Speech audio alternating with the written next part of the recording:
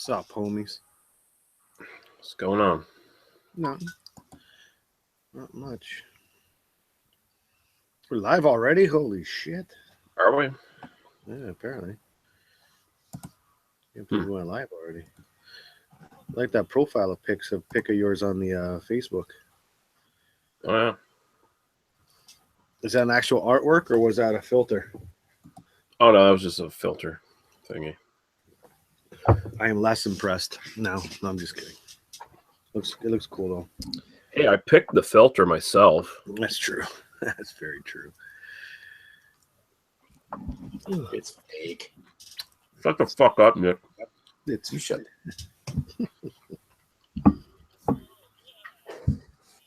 I can't hear you, Rhino. Your mic is gone to shit. I can just sort of like hear this very faint Rhino in the background, but something happened. Maybe you pulled it a little bit out. You should pull it all the way out. Very faint. That's a great time to pull your. You pull it out. Yeah. Trademark. How about now? Trademark. There we go. there we go. There you are. Okay then. So, What kind of fucking, YouTube what kind and of fucking B-team bullshit is this? Is this like welcome a to another fucking... episode of. Oh, shut the fuck up! Welcome to another episode of Beer Dudes United. Here we are for another week of bullshit and everything else. Anyway, first and foremost, I guess comes down to what are we all going to be drinking, and we'll start with Christopher. Coffee right now. Yeah. Coffee right now. Going alcohol free tonight. Pussy. No, I'll tell you guys off. I'll tell you guys all off air why later. Okay. Yes. Are you drinking tonight?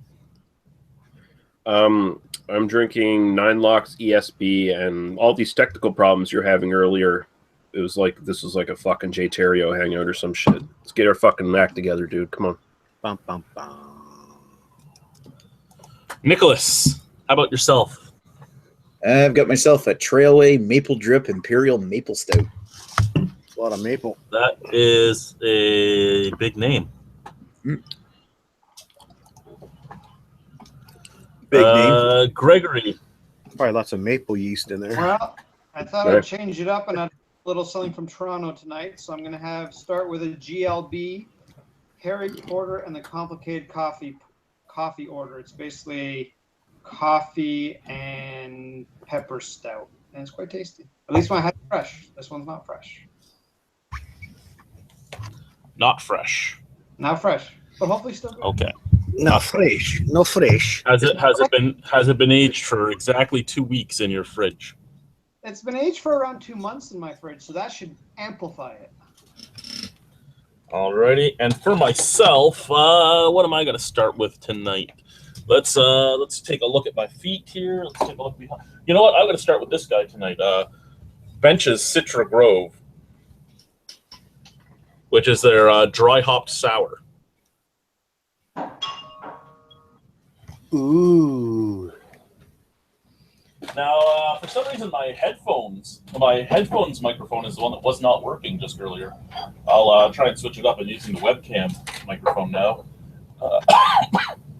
I mean, you know, either way, there's not much you can do about your voice, but yeah, switch it up.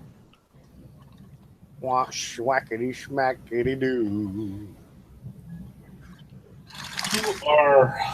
You are a funny man, sir. A funny man. I'm just telling it like it is, bro. Yeah, just telling it like it is, eh? The fans don't like being insulted, unless I do it. Okay. So, can you still hear me? Yeah. Yes, we can. Unfortunately? Okay, good.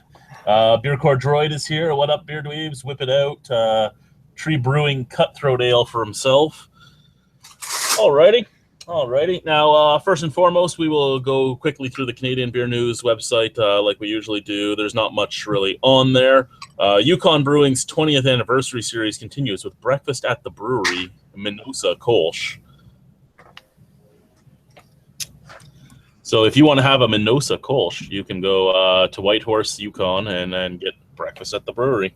Who the fuck is going to Yukon for a fucking Kolsch? I was there last week. It'll be available in the Yukon, British Columbia, Manitoba, and Alberta at select alcohol venues. That's a beer you serve to people who can't escape. They have no choice. You're trapped in the fucking north kind of beer. Batch Brewing celebrates its first anniversary and 100th brew with the Batch 100 Belgian White IPA. So they went from having like a raspberry ginger saison as like their 50th brew to a white IPA. Yeah. Twin City Brewing is now open in Port Alberni, BC. They are opening up with a Porter Alberni Dry, a Swedish Gymnast Blonde Ale, a run-of-the-mill IPA, and Tickety Boo English IPA. Tickety boo. Tickety Boo. Is that something British actually say? I don't think it is. I don't know, but the Swedish Gymnast Blonde Ale is... bloody hell is kickly boo? Does that make you ony? Randy. Sounds like a bunch of twat with me. Firkenstein Brewing is opening a second location this summer in Bridgewater, Nova Scotia. Never heard of them. Firkenstein Brewing opened in September 2015 and until now has been selling growlers to customers exclusively via home delivery and farmers markets. Yeah. I stay away from farmers markets. There's a lot of weirdos in those places. Yeah. More weirdos than even here, and that's pretty... Backroads Brewing is now open in Nelson, BC, and they will be opening up with a Saison, a Keller beer, a Pale Ale, and an Irish Red. Yeah. And like most new breweries, it is by the glass, by the flight, or by the growler only. So, yeah. I can't get my beer in a box. No. Purple Skull Brewing is launching with Purple Pale Ale. Purple? Come on.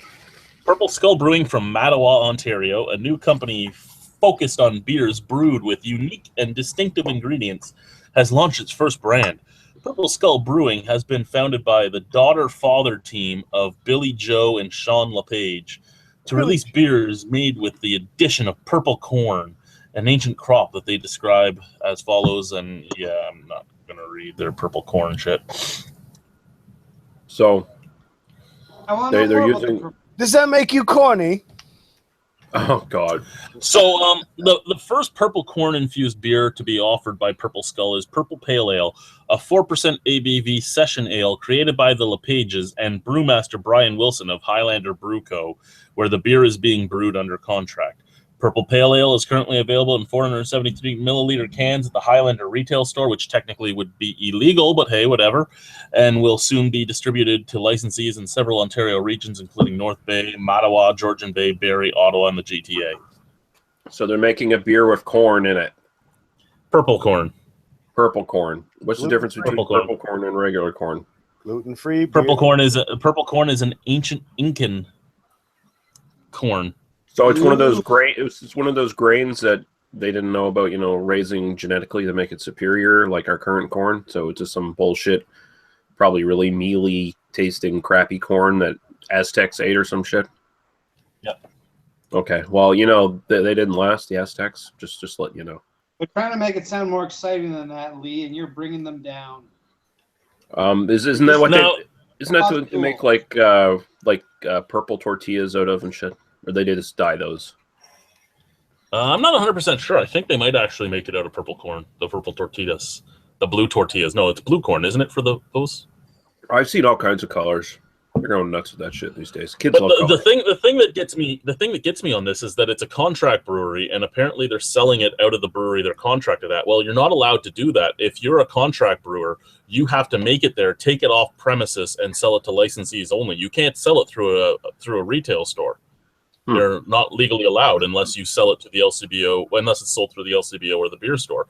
The brewery that brewed it for you has nothing to do with it because it's not on their excise license. It's not on their brewing license at all. It's on yours. Maybe Catherine Wynne owns the building. Maybe. I wonder what the hydro's like.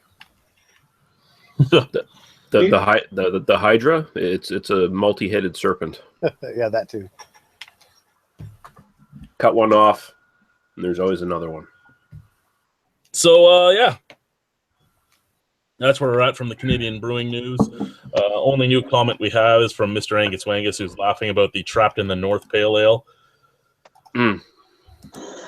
I guess we can jump right into beer news unless anyone has anything else they want to chat about quick. I just want to say Canadian beer news, they really need to step their game up. Their site was really bad this week for news. You did miss last week's conversation about the karate garage guys there who are doing a tap takeover of 26 beers all named after wrestling things. Did I really miss anything? No, but I thought you'd enjoy the wrestling things. I don't like wrestling. What are you talking about? Yeah, you don't. Okay. So a Zimbabwe brewery introduces breathalyzer tests for their workers to try and keep accidents from happening at the brewery. Cool idea. Jesus. I love this too. Now remember before you get into this, remember all those Zimbabwe and Congo and all that emails from the princes and stuff saying we have money for you? Their marketing manager's name is Prince Nabulu. Prince Nabulu. He told the state-run Chronicle that the brewery doesn't want its workers to have accidents when they're under the influence. Fresh Prince of Nabulu over here, fucking. If they're gonna have accidents, it's gonna be when they're stone cold sober. Exactly. So wait, they put the breathalyzer out there, so they don't have just a no tolerance policy, across the board, no drinking. It's like if you're too drunk and you score this on the breathalyzer, then you can't come to work. Yep, that's really smart. Woohoo! 3-day weekend. I would be really curious to see what would happen if something like that happened in Canada, like Ontario, for instance, where a lot of times your brewery staff is drinking on their lunch break, they're drinking on their other breaks, they're taking beer home, they're drinking one of the main benefits of working in a brewery in most of North America is the beer. That's your big push. Look at our friend Devin. He became a serious alcoholic after working in breweries the last couple of years. Yep. Serious alcoholic. Yep. Can't even recognize the guy. No. He got drunk and then he just shaved off his fucking beard. Nobody knows why. Too many animals living in it. I had something I was going to say, but I'm not going to say it. Kristen might get angry. Oh, you're a misogynist. So, Terrace BC Brewery wants to double its customer limit. A Terrace BC brewery who had asked the council about adding a patio to its premises has applied to also increase the number of customers it can have at one time. Sherwood Mountain Brewery applied to make changes so that it can have 60 people on its premises, double its current allowed occupancy. The application would also allow it to add a patio to the east and south sides. Notices was given to the businesses located nearby about the public hearing held at council meetings last night. RCMP expressed concerns with regards to security on the patios. So the brewery needs to have a solid plan on how to monitor activity on its patio. So here we are with a brewery that's trying to put a patio out, which most breweries have. Most breweries have patios where you can't even fucking see the patio from inside the brewery. And here is the Canadian RCMP going, wait a minute. Security. We need to know about security on this patio. Sure.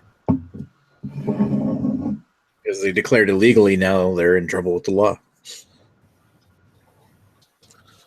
It's one of these stupid things. You put a fucking railing up on the patio, they're on your property. As long as they're not handing beer over that railing to kids and shit, they're on your licensed property. That's a great idea, though.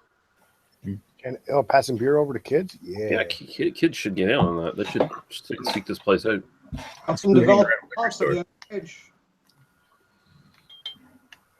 Especially if it's one of those bars that'll give you the bottle instead of the pour. Mm. Oh. Mm. If it's one of these bars, it'll give you the bottle of craft beer rather than pouring you a pint. Never heard of these. Neither have I. That's crazy talk. I'm pretty sure that Pepper, forget the name of the place, Cinco Spam, they did that. Anyway, never mind. Ignore me. You do anyway. Rhino, who is this guy? That didn't turn out the way you wanted. Oh. I think he's a weird guy that thinks that they're still virgins if they don't come inside her. Oh, fuck off. Oh, we're That is starting a weird thing. Remember when you almost had twins, Chad? Yeah. But I heard Asian twin? at picnics, Nick can still win a 3-legged race on his own.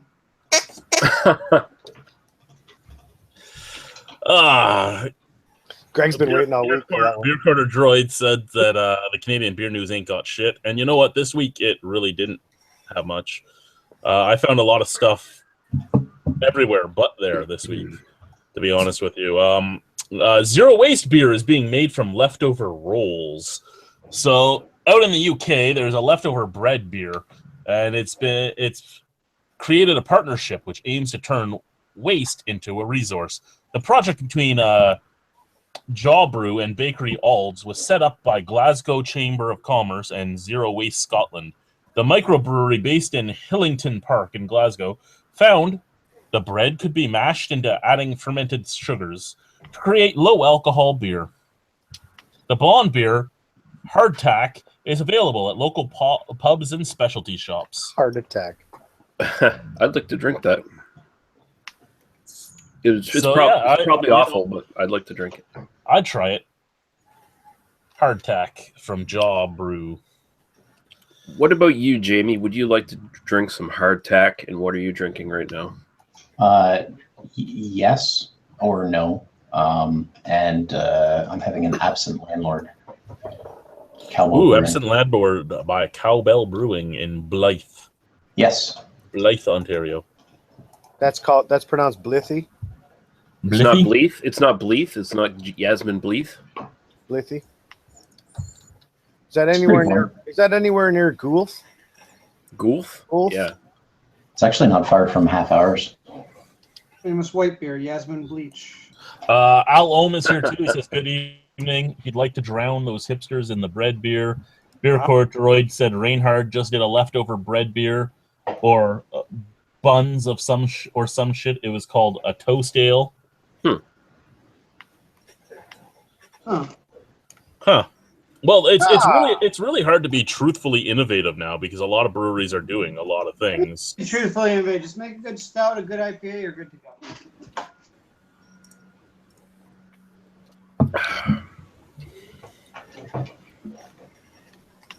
All you Talking need is about cowbell, Chad, have you seen the build pictures that they're putting up? Yes. Carbon neutral brew. Well, of course I've seen it. There's that cowbell girl that keeps fucking spamming them about playing her cowbells at their brewery. Oh, yeah. Yeah, I did send that. Oh, God. There's nothing more that I would want to see having a pint there. Just, listen to some relaxing cowbells. Really? You're seeing that over two Asian twin hookers making out? And me singing on top of it, right? Yeah, Yes. see, there's a reason you only sort of barely hear the cowbell in Don't Fear the Reaper, because it's not a featured instrument. It's never meant to be a featured instrument. It's cool and all that she's making a living on doing stuff like that, but I watched a bunch of her YouTube videos, and unless you can blame it entirely on the microphone of the camera, it don't sound all that good. I think she might be actually might be deaf. I think that might be She gets it all by sonar, fucking. Lee, can you tune by the cowbell? vibrations. I think you can tune the cowbell if you smash it against your fucking face enough times, and I think she did that too. Yeah. Just not enough to, leave her incapacitated in a coma, unfortunately. So she's still subjecting the rest of the world to her cowbell routine, which is I don't know. Probably if Tom Waits heard it, he'd probably want to shoot himself in the head. She may actually be our one BDU female fan that we're alienating right now. I don't. No, wait. We got Jessica Murphy. Okay, yeah. Well, LeBlanc. Is she really a fan? I would think so. Don't loves being in a fear the Reaper. Don't fear the raper. And fear the raper. I know that's a foreign concept to you, Nick. New PEI beer is out, Big Donald, and it's helping support Charlottetown Fire Department. 50 cents from every beer goes to the Charlottetown Fire Department. It is a coffee-infused Belgian blonde ale.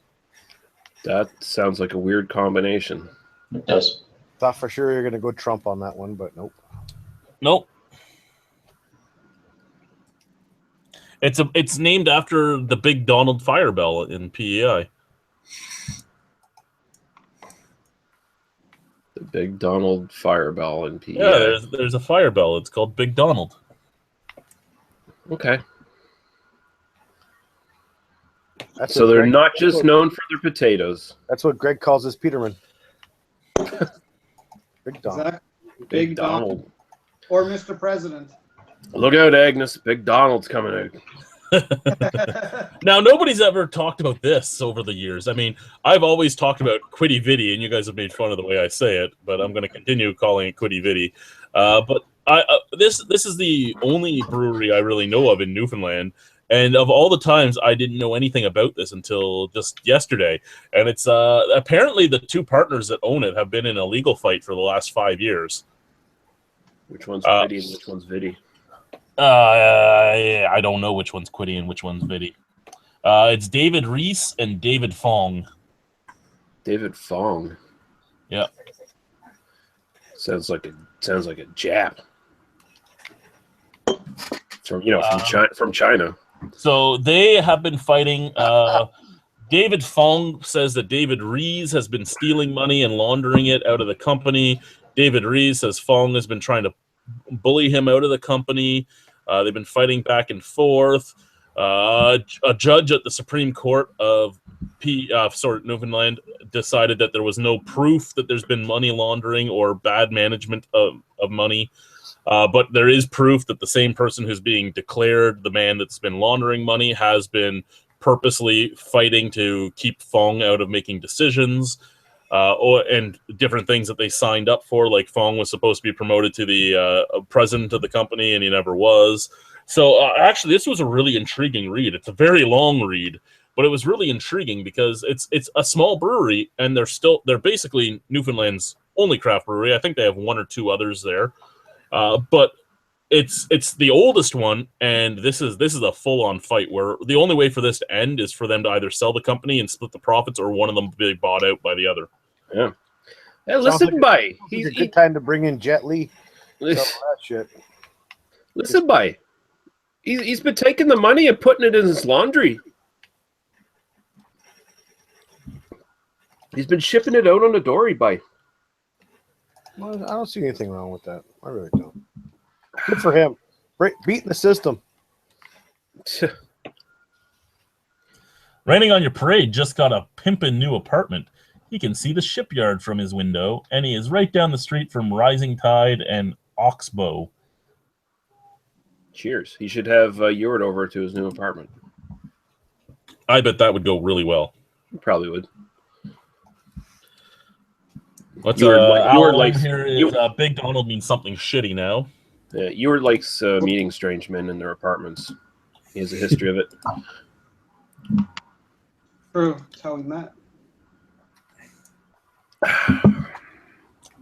Okay, what other news stories do we have going on right now in this beautiful week of fucking craft beer news? Oh, here's one for Ontario. I think you guys will love this. Partake Brewing opens a Kickstarter for an alcohol-free craft brewery. Yes. Partake Brewing has created by Ted Fleming, founder of PremiumNearBeer.com, has announced the launch of its Kickstarter crowdfunding campaign with a funding goal of $10,000, which was nearly reached just hours after launch. Oh, man. We will be focused on crafting and brewing great tasting non-alcoholic beers in a variety of styles, starting with our recently developed non-alcoholic IPA. Our IPA features 3 varieties of hops and 6 malts. And then we're gonna have a kids meal. If that weren't enough, at only 10 calories, 2 grams of carbohydrates, and 0 grams of fat, this could well be the world's healthiest beer. Now, see, I'm weirded out by that. If this has fucking 3 different malts in it, how is it only 10 calories? Yeah. Gimmick. Here's the thing. If it's that easy to get backed on fucking crowdfunding for bullshit like this, then I got a bridge I want to sell people, but I need a crowdfunding campaign first. The IPA will be brewed with Cascade, Amarillo, and Citra hops, and will be at 49 IBUs. Yeah. Well, good luck to them. I'd like to say I feel. I'd like to say I feel sorry for their crowdfunding backers, but I don't feel sorry for idiots when they throw their money away. Fuck that brewery. You're so stupid. They are So stupid. I went to his website, right, his premiumnearbeer.com, because I thought, you know what? I haven't had enough near beers. There might be some good ones. I would love to try some, and if you have a company that will ship them to you, that's great. I went on there. There's 20 near beers. I've had 4 of them, so there's 16 I haven't had. But they're only sold in 2-4s at $39 a piece. I'm like, oh my god! So he's Yeah. a malted beverage company, and like Vita Malt or something like that. well, he's actually selling a whole bunch of stuff that you're not going to find anywhere, really, truthfully. Here we go. Let's open this up quick. Kloss Beer Premium, Kloss Beer Gold, Erdinger, Genzel, Grolsch and Grolsch Radler, Kronbacher Gold, Kronbacher Dark, Sogness Schmaltz, Superbock Black, Superbock Regular, Texas Select, Weihenstephaner, and Weihenstephaner Wheat, because apparently Weihenstephaner has a light as well. Holsten. So, I mean, there's a big list of beers on here that I've never had, but I'm not paying $39 a 2-4 for them. If I can buy them singles and get them all put in a box and sent to me, sure, Yeah. I'll buy them and try them. Fuck that. Here's one. It's a fucking $50 2-4. It's a $50 2-4 of non-alcoholic beer. Now, I just got trolled today on a non-alcoholic review about these aren't meant to be drank, blah, blah. You know what non-alcoholic beer was made for, guys? It was made for alcoholics. That's what non-alcoholic beer was invented for. It was invented for people that could no longer drink beer but needed to have the taste. It wasn't invented so that you could just sit down and have one with your meal every once in a while, like this guy was ranting on me about. This was made for people that had to drink it. It's not supposed to not taste like the real thing. It was made to taste like the real thing, just none of them really do anymore. I think Caliber and Baltica were the only 2 I've had so far that I really liked. So I would love to go through these and try them, but because they're not being fucking brewed for the most part, because they're under attenuated, they're not attenuated at all. They're just so fucking sweet and gross to me. They're all gross cardboard sweet garbage. Pretty sure this Kolsch I have right now is non-alcoholic. Just have a little bit more and get back to us on it. Kolsch's don't really count anyway, so. Well, no, they don't. Especially if you're in. Did you go to Yukon for that by any chance? No. Okay. But yeah, fuck this guy and his stupid non-alcoholic quote unquote beer company. What a goddamn fail! This wet fart of a thing. Now, Matt DRP says if it tastes good, it could be a good thing, and he's right. If these guys can make stuff that actually tastes good, it can be good. I mean, yeah, there is an open market for this, a good niche for this, because nobody's really doing them very well. Mr. Angus Wangus came up with most of a beer's calories come from the alcohol and the way our body metabolizes it. It's true the yeast does create most of the calories, but if you're making a 3 malt beer, the malt is what's carrying the sugars. The sugars are metabolized by the yeast, and that creates more calories. But there's still sugars in there, and any amount of sugars is going to have more than 10 fucking calories in it. Yeah, at that point, you're just basically drinking. Unless what he's doing is making huge high gravity and watering it down to nothing. Because, I mean, basically what you're doing is you're drinking, like, really sweet, malty soda pop. is basically what it is at that point.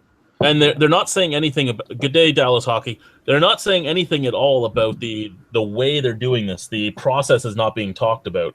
So that's why I'm actually contemplating that what they're doing is super high gravity and then watering it down to give himself a huge amount of product. Right, because okay, if you're going to be crowdfunding, there's no excuse that you shouldn't to not give out every goddamn detail of what you're doing. And if you're crowdfunding and he's talking about selling it on his website and North American wide and being in the LCBO and all that, and if he's going to get into these retailers, he has to make a big batch, and $10,000 is not going to make you a big batch. No, it sounds like more like he needs some pocket money. Like with $10,000, I would figure you're making That's maybe a 7-barrel system worth of beer that's at 8% alcohol and then watering it down to 0. Yeah, he's probably doing fine. Like, he's probably making this stuff, business as usual, making this bullshit crap and selling it. And that $10,000 is funding his trip to Mexico. For his workers. Yeah, I missed Chad. Where is he trying to get this? Into grocery stores? No, beer store and LCBO. Okay. And then he has his premiumnearbeer.com, and he wants to sell it on there too. And that ships North American wide. Am I incorrect here? I thought the LCBO did not carry any non-alcoholic beverages. They have not before. Yeah, did they have the Prohibition Budweiser? Ours did not. No. No. Okay.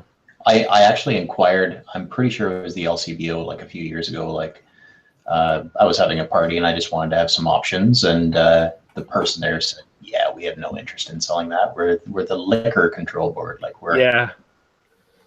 And I mean, so, I don't know. He's gonna have a rough go there. And then I mean, it's kind of like, hey, I can't charge obscene prices for this non-alcoholic product in my store. Why the fuck would I carry it? Well, and the weird thing that comes down to it is, like, technically, most non-alcoholic beers are 0.5% alcohol. Technically, to the word of the law, there's still alcohol in that. It's still a controlled substance. But every grocery store could sell it, and anyone could buy it. I used to buy fucking wine coolers all the time. I thought they were 0.05. Yeah, that's what I said. Also, the LCBO should sell the Mad No, Virgin. 0.5. No one should sell. No one should sell the Mad Virgin. They can still charge $3 a bottle for it, because that's how much they charge for that obscene piece of shit. Well, all the beers on this website, like I said, there's a $49 2-for. So that's a full $2 a bottle at 330 milliliters. So wait, I was half paying attention. I thought those were just shitty beers. I didn't realize those were non-alcoholic. What the fuck? yeah, those were all non-alcoholic. I was reading. Who the fuck's gonna pay the same price? Like, you could get a 2-for of something okay, like Steam Whistle, or like a decent craft lager. Well, when you go to the grocery store, a lot of those 6-packs are like $10. So you're basically paying beer prices for the non-alcoholic beer. Non-alcoholic beer It's should cost- $6.99, Chad, for 12 PC non-alcoholic beers. That's PC non-alcoholic. That's not Beck's. Yeah, but Yeah, it's not the fancy oh, European shit. It's not that expensive anymore for any's. Yeah. Now, basically what you're I don't know. paying I spent $8 for 6 cans of Budweiser Prohibition beer. Hey, basically what you're paying for the non-alcoholic stuff in Canada is what you would pay for the regular alcoholic stuff in like the US right now. That'd be like the equivalent, pretty much. Yeah. Well, if the guy can make good beer, all the power to him. Because if I'm going camping or something like that, I'll pick up a 6 of something just to have in the cooler, so that if you want to take a break, go to the non-alcoholic stuff. But other than that, and like Matt DRP brings up, he says you're also paying a premium on the shipping from this company. Yeah. I mean, assuming they made a product that actually tasted like a real beer, I would consider. Well, that's what I'm saying. This actually might taste like it. I mean, he's talking about doing stouts and porters and pale ales and sours, and he's talking about actually doing everything, but at 0%. But again, no alcohol, which means there's no alcohol tax on it. It should be less than $1 a beer. Maybe they'll try to do an imperial stout in NA too. Oh God, no! Listen, here's the thing. I'm not an alcoholic, so I am not in the test market. I'm not in the market for this, whether it tastes just like real beer or not, because it's not real beer. There's no alcohol. Fuck off. If I want to drink a low alcohol thing, make me a nice mild. Make me a fucking nice Radler or something that I can sit and drink all goddamn day. Give me that. Don't give me this fucking non-alcoholic bullshit that's trying to pass itself off as, oh, it tastes just like beer. Some Kool-Aid and some Tang. We're good. Yeah, Jesus Christ. Fuck off with this shit. And no, I don't think anyone here has seen the Power Rangers. Why the fuck would anyone watch it? Why would any grown-up individual watch the fucking Power Rangers movie? Hey, I like that movie. Kind of looks cool. Not enough to actually go to the theater and see it, but I'll watch it when I can get this. Your question has been answered. You're dead to me, Greg. Have I seen the Power Rangers? I haven't seen the Power Rangers since the 90s. Who here would want to admit to watching the Power Rangers, and who would relent to saying they actually even like the Power Rangers? Hey, when I watched it as a kid, I liked it. It's a second-rate Voltron, and Voltron actually it's a second-rate Super Sentai. But hey, Super Sentai, yeah. If you want to get real technical, you fucking weeboo. Nerds. Yeah. Mr. Angus Angus says Tahiti I like that kind of thing, but I hated the Power Rangers Tahiti the day just for that very reason. Tahiti Treat was my Papa choice when I was a kid. Is that like a Cleveland, like a steamer, or? Tahiti Treat was a fruit punch. Oh, it's a drink. Yeah, Pop fruit punch. It's someone who had a lot of tropical fruit in their diet. Well, you know, Yeah, my favorite flavor of Tang was Poon. Yeah, exactly. Poontang pie. When you were 13? Yeah. Hey, he matured quickly. Especially when you were 13. That's right. You get find all those dirty magazines in dumpsters. Oh yeah. Oh yeah. Well, actually, they were just regular magazines. They were just dirty because they were in dumpsters. Oh yeah, that's true. Yeah, Popular Mechanics. Oh my God. Sears catalog. Woo. So global brewer AB InBev pledges 100% renewable power by 2025. AB InBev, the international beer giant that owns hundreds of beer brands across 50 countries, announced today that it will source 100% of its electricity needs from renewable sources by 2025. The company plans to eventually switch up to 6 terawatts of annual electricity use from conventional sources such as coal and natural gas to renewables. See, this is a big bait and switch thing with them because it's like, hey, forget that we just become the single most powerful fucking beverage company in the world and that we're basically a monopoly, even though legally we got around it through some shenanigans. But here we'll distract you by showing how good and great for the environment we are. Oh yeah, I fully agree with you. They say it's not to offset taxes or anything like that, but that's what it's for. Oh yeah, it's to, just exploit whatever they can exploit because they're a big multinational company that exploits people. That's how they make money. And that is capitalism run rampant.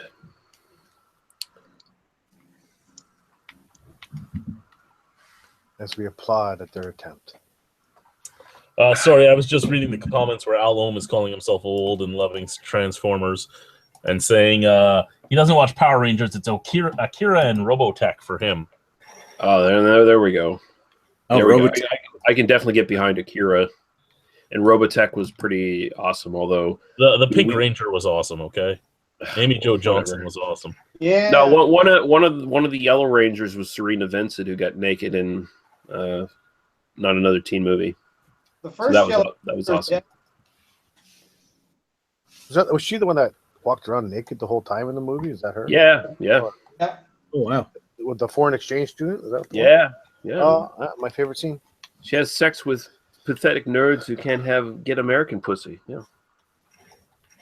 Yeah, but the first Power Ranger, the Asian one, is dead. Is she? She was killed in a car accident. Yeah, she died in a car accident early. She was like 20, 21. Wow. Way to bring the chat down, dude. Way to go dark. How about this? This one I really she like. drive- did she drive a Mexican farmers are fighting to oust a border brewery. The Mexican farmers are fighting and petitioning Donald Trump to get an American company out of Mexico. Constellation Brands is trying to build a brewery in Mexico where there's already a drought situation, and they're like, we don't want your brewery here taking all of our water. Get it out. We want to continue our. Can you please read that in an actual accent, please? Because it would No. just be way better. Come on, do it with a Mexican accent. Be out. Okay, forget it. Never mind then. I won't. If Chad won't, I won't. Ah, cabron, we want you out, gringo. Anyway, so I think it's hysterical that they're protesting in California, in Baja California. They're protesting in Mexico. They're telling Trump, get your American company out of here. You don't want Mexicans in America. We don't want you in Mexico. I think it's hysterical. Breweries? We don't need no stinking breweries. And Constellation Brands is the brewery that just bought up. Oh, who the hell was it? Was it Sol or Corona that they just bought? Doesn't matter. Same goddamn beer, really. Basically, yeah. Unless you ask people who only drink one. I only drink Corona. Well, Sol's the exact same thing. No, it isn't. It isn't. Really? No. Because if you did it blind, I swear you couldn't tell the difference. Oh, don't give Jay Terrio any ideas, dude. Come on now. There'll be like 18 examinations on the difference between the two, if he hasn't done it already. Blindfolded with a hole in. Who's that? Alan says, if there's nudity in Power Rangers, I guarantee I would have seen it. Yeah, well, I just saying. I mean, Serena Vincent, she went on to be nude, just not in Power Rangers. But there was Zordon with his beautiful nude head. Oh yeah. Jimmy, Yeah, I like your that's- hat, by the way. Like the robot Alpha, he never wore any clothes. My favorite was that parody thing they did on the Power Rangers, where it's like Zordon brings all the kids together, and then he looks at the black guy and goes, "You'll be the Black Ranger," and then he looks at the Asian chick, "You'll be the Yellow Ranger." And he looks at the hot chick. He's like, "You'll be the Pink Ranger because you remind me of a vagina." Yeah, pretty much. Actually, Jay does have the beard going, doesn't he? Yeah, he does. You're, God damn it. That's a Creepy. beautiful mustache, sir. Thank you.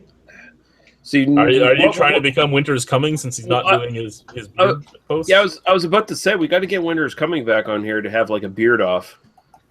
Hashtag What we winter is missing. should do is me, Jamie, and Winter's Coming is I can't even remember his real name now.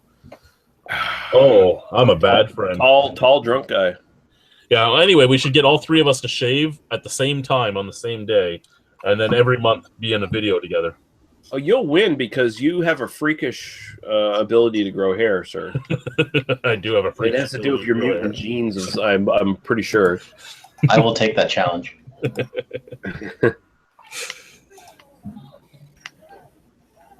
Do we have any more comments going on? I was a little too old. My morning cartoons were Hercules and Robotech Oh man, Hercules.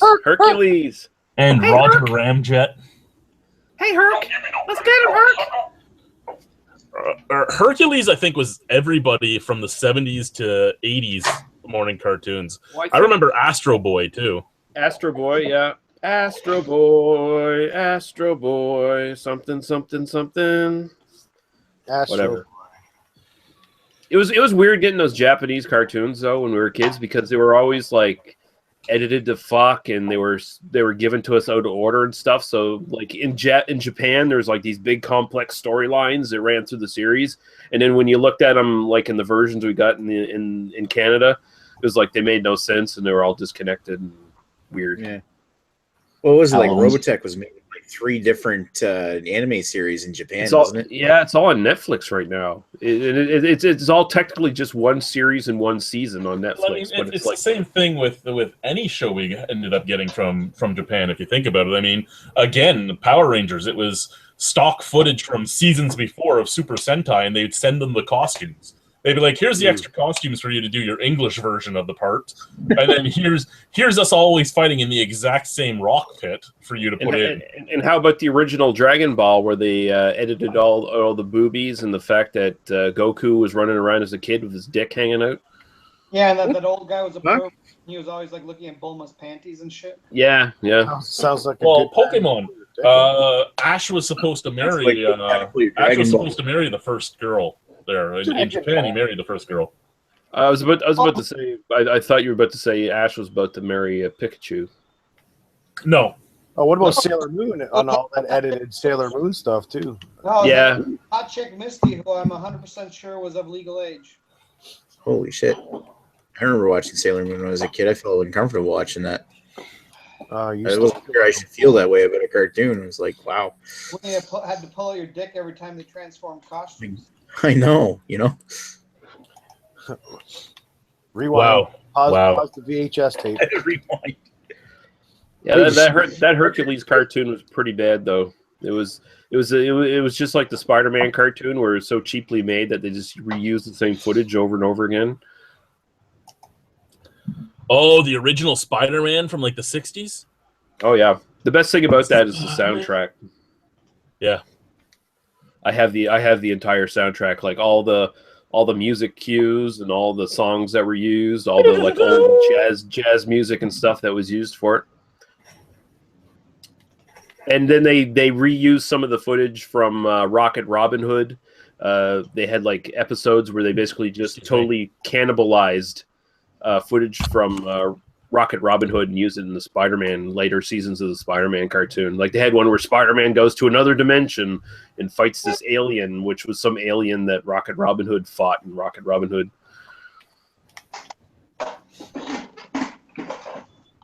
Spider-Man. Alom is making fun of my Labatt 50 sign. Well, We all do. It's something to make fun of. yeah. I hate you.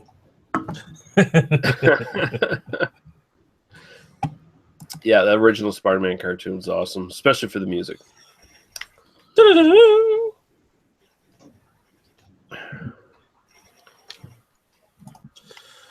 Oh, here's one for you guys. Thirsty Canadians are facing beer price hike thanks to Budget 2017. Dun, dun. Yeah, apparently beer price is supposed to go up here in Nova Scotia like April 1st or something. In Wednesday's federal budget, Prime Minister Justin Trudeau's government slapped a 2% hike on the excise tax for beer, wine, and liquor. That alone is likely to hike the cost of a case of 24 beers by about a nickel. But industry insiders say the federal government's decision to tie future excise tax increases on beer to the consumer price index starting April 1st next year will mean the cost of a case of beer will go up every year. Yep. It already goes up cost every year, but Well, yeah, I think it's a matter of they're adding basically more what's happened now. tax already. Yeah, well, what's happened now is you go up every year from your provincial tax anyway. The excise tax hasn't really moved in a while. So now what's going on is like, say, in Ontario, for the next 3 years, our taxes go up provincially, and now our taxes will go up federally as well, April 1st for both of them. So April 1st, we'll get 5 cents from the new excise tax, and we'll get 10 cents from the Ontario tax. So 15 cents right there. Next year, it might be 10 and 10, but it's going to go up every year. I mean, overall, prices increase over time. I mean, if it only works out to be like, say, if you buy a can, an extra 20 cents in the can isn't going to break the bank. But it's a matter of the fact that, you're already paying for something that's half tax anyway. Well, Yeah. and the thing is, if you're paying an extra 20 cents per can, you're being cheated anyway. Per can, you should only be your price should only go up another cent or two. This is 5 cents for a case of beer and 10 cents for a case of beer. So it's 15 cents a case. So when they're bringing it up 15 cents a can, they're just screwing you and saying that it was the taxes, because that's what businesses do. Yeah, I think there's some additional taxes I think they charged elsewhere as well, like with the production side of things. Yeah. I wish they would like put taxes on stuff I don't use, like Condoms. Condoms and vegetables and orange juice, that kind of stuff. If they up the price on orange juice every year to pay for my free healthcare, I'd be much more on top of that. I'd be right with that. You want to patch the holes in the roads by putting a 50% tax increase on radishes? Go for it. It's good stuff. If you put a tax on radishes, every Polish person in the country is going to revolt against you. Well, Polishes are all subhuman anyway. You put taxes on kielbasa. Kielbasa sausage. Hey, you know what? That's crazy talk. Next, shut up, okay? God, That's crazy. that's crazy talk. Well, I usually make my own kielbasa. Crazy, man. Stupid. Why are you so stupid? That's a stupid idea. It's stupid. Nick, you stupid lady. You stupid. Why are you so stupid? That's so stupid. Get Trump out. Make PDU great again. Sounds like we have to get fucking Trudeau out now. Seriously, he's upping up. Harper back.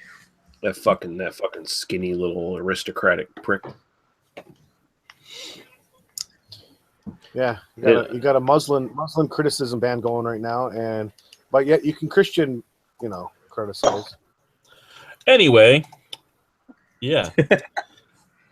7 times Big Beers were sued for misleading the public. AB InBev's Lef isn't made by Belgian monks in Belgium. Oh, who would have thought? I remember this is when people had to learn what the definition between an abbey beer and a Trappist beer was. Yeah. An abbey beer not made in an abbey, they're just paying an abbey to use the abbey's name. A Trappist beer made by Trappist monks in an abbey. Here's where consumers had to do consumer research before they bought products. Wow, amazing! It took until 2016 for them to be sued about that. They had to take responsibility for what they fucking purchase. Wow. That's what a concept. They called their workers monks, but it was actually spelled with a U. AB InBev, again, their Beck's is not brewed in Germany. That one was a sneaky one. Out of nowhere, they stopped bringing it in from Germany and started brewing it in the U.S. Now, it did say it on the case, but nobody reads the case, right? Again, it's one of those things where you don't take time to actually read things. You see, people who buy Beck's, I don't feel sorry for them if they're because Beck's is for the yuppie douchebag. So if the yuppie douchebag suddenly realizes, hey man, my fucking beer isn't from fucking Germany no more, man. Whoa, that's harsh. The next one is another AB InBev. AB InBev's Kirin Ikebon is not brewed in Japan. It's another one that used to be brewed in Japan, was shipped in from Japan just like Beck's. And then for taxation saving reasons, they moved the brewing over to the U.S. under license. And again, it says it on there. It says, well, it says something like one of Japan's top beers on it or something like that, but it admits that it's brewed in the USA on the can. So again, it's people not reading their shit. Yep, to quote Worf, "You are without honor." Here's a new one. In early 2017, I didn't even read this one. Kona Brewing's Hawaiian-style beer isn't brewed in Hawaii. In 2017, 2 California residents sued Kona Brewing Company for tricking them into thinking the beer is brewed in Hawaii. Kona's beers have Hawaiian themes and names, but are actually made on the mainland and have been since 2012. Yeah, Hawaiian style. Well, where's Hawaiian Punch made? I don't see what's suing them. These guys this is the same as like suing McDonald's, right? You sue a big enough company and you hope they're just going to settle out of court. Yeah, exactly. Fuck those 2 people who sued. Fuck them. They're fucking pieces of shit, leeches on the fucking underbelly of fucking society. No better than the fucking suckerfish under a goddamn shark belly, for fuck's sakes. Jeez. No, the suckerfish has its usefulnesses. Who cares if it's from Hawaii or not? Who really fucking cares? I mean, okay. Now here's one. Tim Horton didn't actually pour my coffee. Here's an interesting one here. Nothing to do with it. So Walmart's craft beer isn't brewed in a craft brewery. I'm going to read this one because this one is kind of arguable. Okay, so Walmart makes beer, and it's trying to make consumers believe it's craft beer. The beer, called Trouble Brewing, is nothing but trouble for people who think that it is a small batch product. This beer is actually made by WX Brands in the Macro Genesee Brewing facilities. Genesee Brewing is owned by Costa Rican company called Florida Ice and Farm Company. There is no Trouble Brewing craft brewery, just a whole lot of deceived consumers in trouble for Walmart. And this is where I say this is kind of arguable. So Walmart is an actual American company. Walmart owns the brewery Trouble Brewing. It's a contract brewer. They are contract brewing out of a brewery that isn't theirs. They don't own a building. They're contract brewing out of another brewery. To be a contract brewer in the U.S., you have to make under 2 million barrels of beer. Or is it 200 million now? I don't even remember. But let's just say 2 million. 2 million $2 barrels billion. of beer, 2 million barrels of beer and be 100% American owned. Well, it's 100% American owned, and I'm sure that they're not using all of Genesee's fucking capacity, so they're making under 2 million barrels. So in theory, they could argue they are a craft brewer according to the BA standards. You know what? In theory, if you shop at Walmart, you get what you fucking get, and shut the fuck up. You deserve everything you get if you shop at fucking Walmart. So fuck off. You got a crappy, deceptive product from Walmart? You don't fucking say. They cut costs at Walmart? No. So twice Miller Coors was sued over Blue Moon not being brewed in a craft brewery. Whatever. Now, according to this article, both times they were sued, the courts ruled on Miller Coors' side. Good. Who cares? Yeah. It's just people trying to. It's just fucking little fucking leeches, little parasites trying to suck on the teat of the legal system. And the last one on here is Coors Light isn't brewed in the Rocky Mountains. No, Coors Light, at least here in Ontario, is brewed in London, Ontario. And you know what? When it gets really cold in those mountains, they don't turn blue in real life either. just in case anyone wanted to start a lawsuit on that. You could sue them for that too, because they sat there and they said that the Blue Mountains was their idea. They were the first ones to come up with it, but it was a Polish brewer that did it first. I believe it was Zawicz. Żywiec, yeah. They did it Listen to first. him always sticking up for the Polish. It was. Little Żywiec symbol on the back of the bottle. Let's face it. The Polish have never invented anything except for being invaded by Germany and Russia. And kielbasa. Yeah. Invaded by kielbasa in your anus. Good day, Steinster. Żywiec Nick, or you're Kissy? sick today. Which one's better, Polish people? Żywiec. There you go. It's Al is starting a leech farm. The capitalists will love the milk. Ew. Leech milk. Leech milk. Ew. Leeches have nipples? Oh, no. It's the first I've heard of it. If there's such thing as leech milk, that's... Ooh. I was laughing at Mr. Angus Wangus and Al Ohm. Angus Wangus says he's too poor to get drunk, and Al Ohm says he's too fat to get drunk. And I'm a mixture of the two. And you know what? If you walk down the streets of some cities, you see fat hobos who are always drunk. So defeats your argument, really. There is hope for you, Al. Then there is exactly. There is you hope. can be that fat hobo. Yeah. Get some MD 50/50. Yeah. I've never had Mad Dog, and I'm sort of glad about that. Oh God. Jade just had some. Yeah. I bet Jay had a whole case of it. Because he probably had it sent to him. Give us a good review, Jay, and we'll send you all kinds of bum wine. Okay. It's brought to you by bumwine.com. Okay, see, gents, I got to get out of here. Bumwine.com. You have all a right. good night, Jamie. See you, Jimmy. Yeah. I better see you May 27th, 2017. Where? Niagara Wine and Niagara Beer and Wine Festival.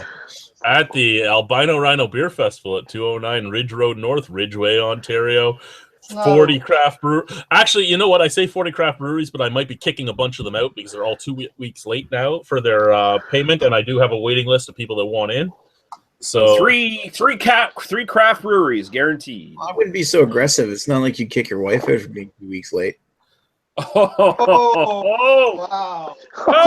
I did say to one of them because he was one of the first 10 to join, and so he had the earliest one. He's a full month behind now. I said to him, okay, for every day you're late paying me, I'm going to pay you 1 month. He goes, what do you mean? I'm like, well, right now you're 30 days late, so I'm going to pay you in 3 years. Nice. Oh, look, Reviewing Under Influence made a comment in the chat.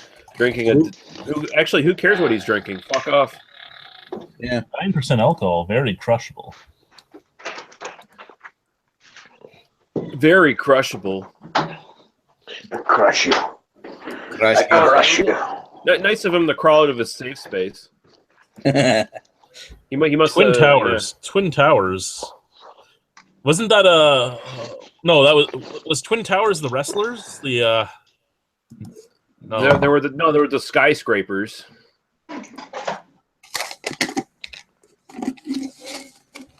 There was the skyscrapers in WCW. I'm thinking about like Hakeem and the Big Boss Man. What were they called? Oh, they were the Twin something.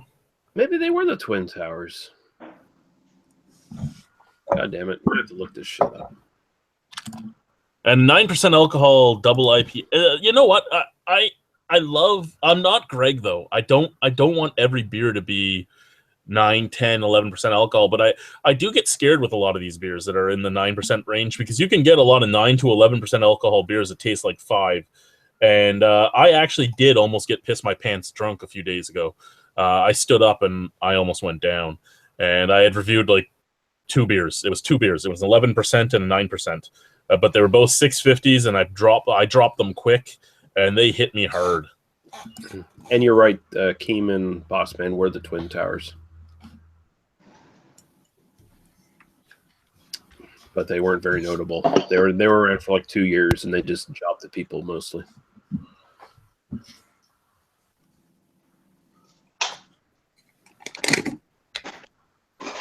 Yeah.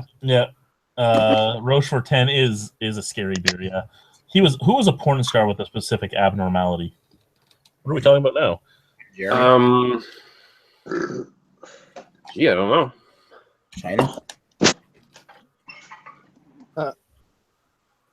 Wow, tastes sweeter than libtard tears after Trump's win. He's talking about Trump's win here with a bunch of Canadians who really could give a fuck.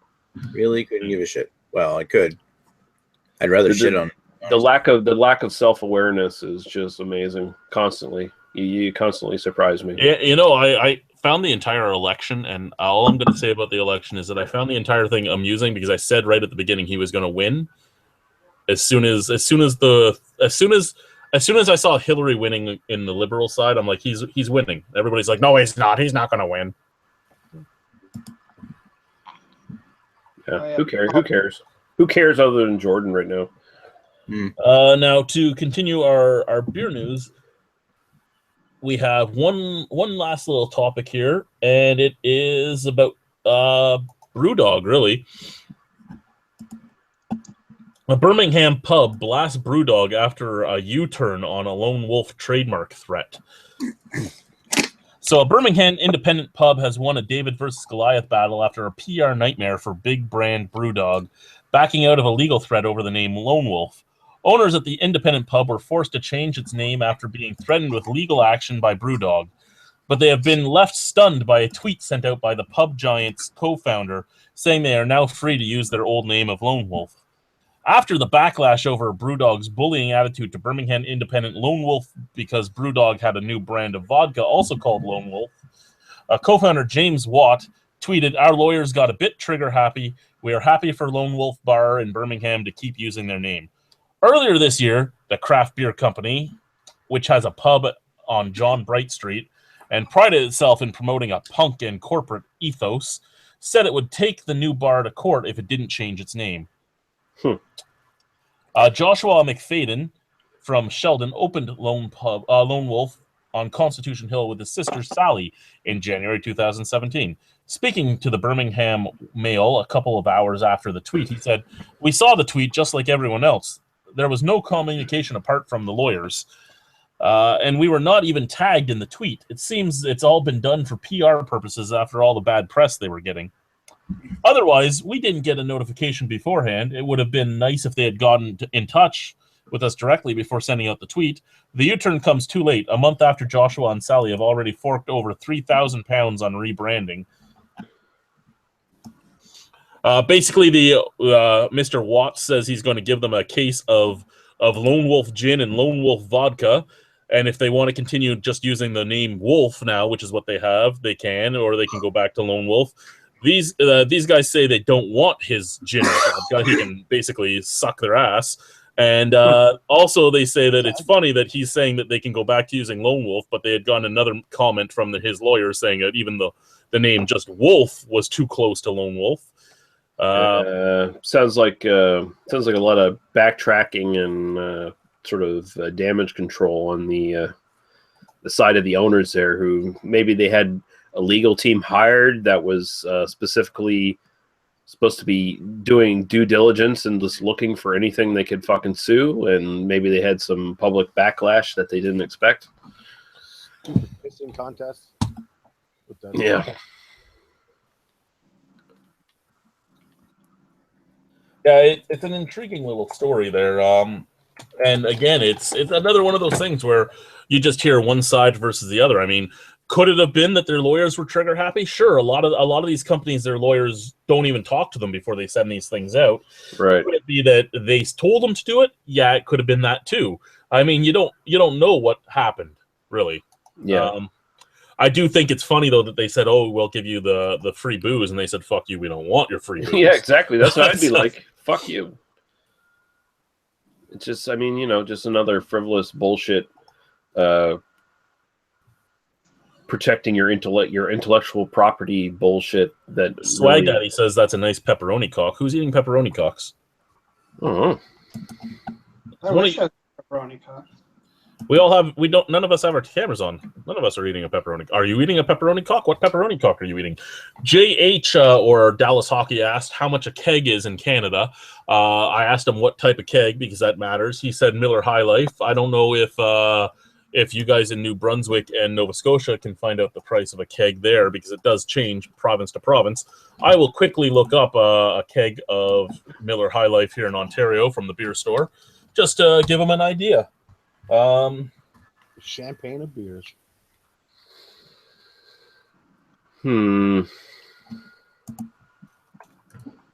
Because that is something else too. Is in Canada, provincially, it's different in each province by a lot usually, because we all have different liquor taxes and such.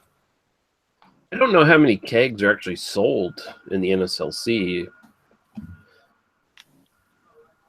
If any, honestly. I just have to have a way to sell them because you have licensees, but it's whether or not you can find out. I mean, I don't know if you could. See, I don't even know where I could. Let's see here. Licensee info, NSLC.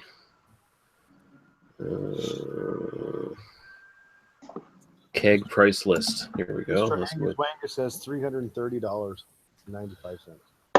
Yeah, he may have beat me to it. Then you'd also have a $50 deposit on top of that. Plus, I don't know if they count that $50 deposit now as the tap handle deposit too.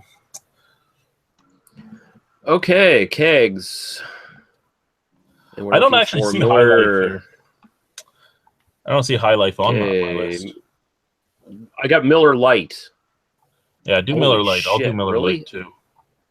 A keg of Miller Lite, a 58,670 milliliter keg. Okay, so a 58 liter. 58 liter is $233.99. Okay, so Miller Lite for us, a keg is $330.95. Wow. Okay. So our keg is more expensive than your keg of the same thing. Yeah. And like I said, then you'll have a $50 deposit on it. Right. And if you're ordering it for your home, you'll also be getting a tap, the pump tap. Holy fuck! You can get a nice 20,000 milliliter keg of Saint Amboise Session IPA for $69. Good number. Very, very, very French of them. Yeah. I mean, there's a lot of things on here that are intriguing price-wise. I don't even know. You can't get everything in kegs. For the most part, from the beer store, your keg orders are going to be your big brand stuff. I'm just trying to see here what the cheapest keg is currently in Nova Scotia. We got some beers that are keg only. Like we have Marston's... Warsteiner Premium Dunkel, keg only, $261 for a 30 liter. You know what? That Saint Amboise actually might be the cheapest one. And what was it? A 20-liter? Yeah, 20-liter Saint Amboise. They have 2 different ones that are $69.95, and then after that, their prices go up dramatically. The Saint Amboise Pale Ale, for instance, which is a 5-liter one, is $159, and then they have a 5-liter Saint Amboise Oatmeal Stout, which is $179. Their 2-liter one is $78. We have right here. We have a keg of Stone's Delicious IPA for $488.95 for a 58. How about Coors Light? What's that cost now? Coors Light keg. Yeah. Let me just scroll up here to the C's because I'm way down in the S's. Down here, it's $206.03. I know we're going to be more expensive than you. 5-liter. Oh, 5-liter. Yeah. Coors Banquet is a nice $97 for 2-liter. I guess that's nice. I mean, I wouldn't pay that, but still. What do we have here? Our 58-liter we can buy in 58 or 20. So our 58-liter is $330 and our 20-liter is $131.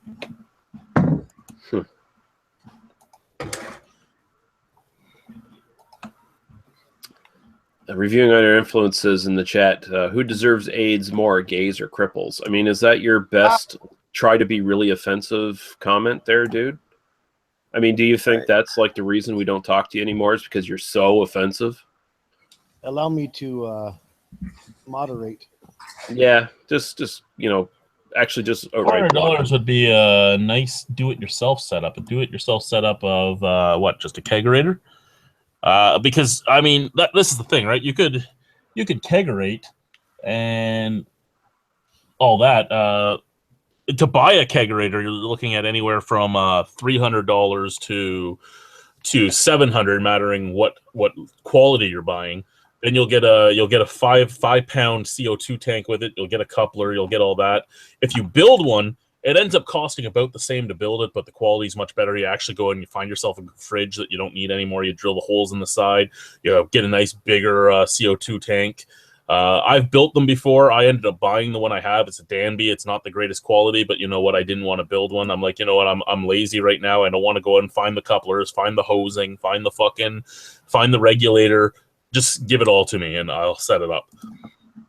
Hey, I bought a Danby mini fridge from Walmart, Lee's favorite store, many years ago, and you know what? It's held up without any. Well, actually, my kegerator was bought at Walmart too. Megarator. Last year's beer festival, we put 2 kegs through it. That's what she said. Oh. Actually, the greatest part about that kegerator is it was one of those things where I bought it and it arrived while my wife was at work and I hooked it up and everything else and it was in the bar, so she had no idea it was there. It was here for about a month and a half. I was drinking a keg off of it for a month and a half, and then Simon was here one day and he asked me about it, and that's how she found out it was there. Simon threw me under the bus. She's like, "What the fuck is that?" It's a big thing of I love you, honey. Yeah.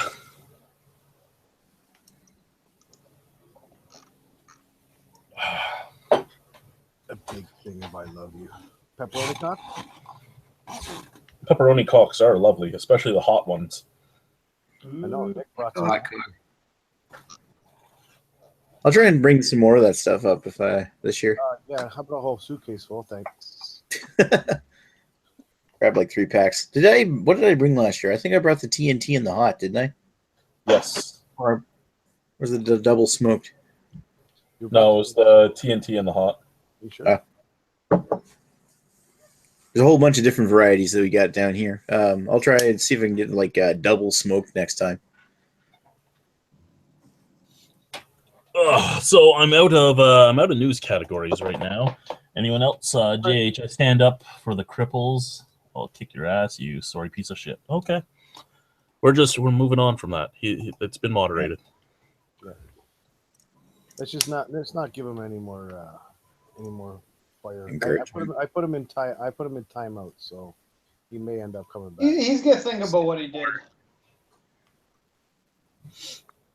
Hey, Stickers. Glutenberg has an American Pale Ale in the beer store now. Ooh, Glutenberg. They actually make okay gluten-free beer.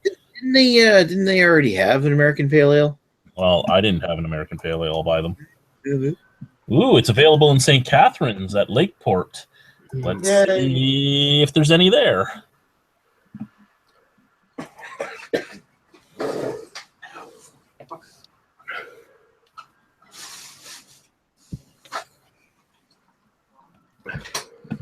Glutenberg, American Red. No, they don't have any there. Oh. Just so you know, JH, if you stand up for cripples, you really don't want to kick his ass because he's a mental cripple. So it'd be a contradiction. I already said we're moving on. Did we? Well, I wasn't here, so there you go. Now we're moving on. Hockey talk. How about them Senators? Let's go Senators. How about them Red Wings ending? Let's go Senators. Fucking Senators lose 3 games in a row to the fucking Canadians. What the fuck is that shit? I was gonna say, Senators, the same ones we beat on Saturday. Did they lose to the Maple Leafs? They don't usually lose to the Maple Leafs, but they do lose to the Canadians this year. As long as they don't... Never before this, they basically had their number for the last 5 years, and this year they're like, oh, we have a new coach that wants us to play defense. Oh, we can't play against the Canadians anymore.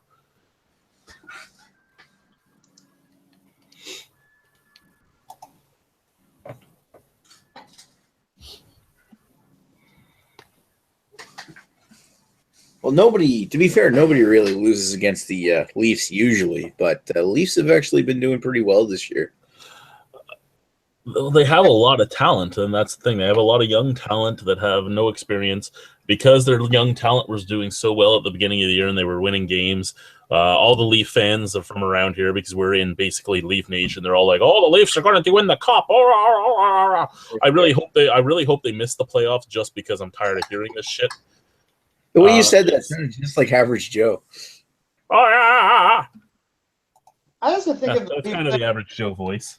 If the Leafs are ever to win the Stanley Cup, I think Toronto would freaking just literally explode. Isn't the Average Joe voice? Welcome to Taps. Taps never stops, saving you more than Lackawanna. That's true. No, I don't remember the good old days when Guy Lafleur would smoke a cigarette after that in the post-game interview because I'm too young for that. Bad influence. I'm too young for that. My good old days for me is when Tom Barrasso used to kick the net off the moorings right as the puck crossed the line. I remember that. Tom Barrasso, dirtiest goalie in the NHL. The reason why they put the fucking longer spikes on the nets and the reason why they started giving delay of game penalties for that. It'd be like Ron Hextall would get in a fight with everybody. Yep. And Felix Potvin. My favorite Ron Hextall fight, though, was when he got knocked out with one hit from Jan Herne. Yeah. It was an Ottawa Senators versus Philly game, and Jan Herne was their backup goalie, and he was a Swedish Golden Gloves, and he was left-handed, and he wore his trapper on his left hand, but he would only swing with his good hand. So he tied up Ron Hextall at the center of the ice, skated towards his bench with his arm out. He got up to the bench. The players on the bench untied his trapper and pulled it off of him, and then he one-handed Hextall in the side of the head. It's still one of my favorite goalie fights to watch. That and the one where Andrew Peters was fighting Ray Emery, and Ray Emery was laughing at him. Who was that? Who was the guy that Patrick Waugh got into that big center ice fight with? It was in the playoffs, isn't it? When he was in Colorado? Oh, I don't remember. But Patrick Waugh was a hothead, too. He was hysterical to watch. I don't want to say it was Osgood. Who the fuck was it? I think it was Osgood. No, I don't think so. There was it was just highlighted a little while ago when they were showing the Red Wings game. It wasn't Osgood. Maybe Mike Vernon. Vernon, yeah, I think that's it. I'm gonna look it up. Al Ohm says talking old-timey hockey makes me miss stubbies and mesh-backed hats. Well, you can buy mesh back hats now. And stubbies. There it is. March 26, 1997. Patrick Waugh versus Mike Vernon. Here is Larry. Jordan Peterson is drinking a Spindrift Abyss right now. That's a really good beer. Yeah, I love that beer. And mesh-backed hats have made a comeback, Al. You can get them everywhere. Any hipster bar will sell you a mesh-back hat. Any brewery will sell you a mesh back hat. Yeah, for like $25. Yep. I never understood it, right? I would look at shirt prices, and shirt prices bothered me anyway because they were selling them for like $25 when I knew at cost they were like $2, and that the company was probably selling it to them for between $3 and $5. So the $20 shirts pissed me off all the time. But the hats were always like $25 to $30, and I was like, this fucking disgusts me. And then I got a few hats made, and they were like $15 a piece, and I'm like, okay, I understand now.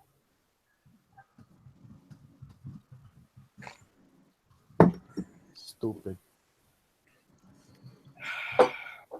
Holy fuck! You know what's crazy? I just shared the link for that Patrick Waugh versus Mike Vernon fight. It was 20 years ago, 2 days ago. Yeah.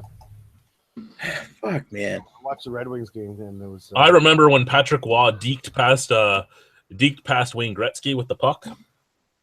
And then he got a penalty because he passed the center line.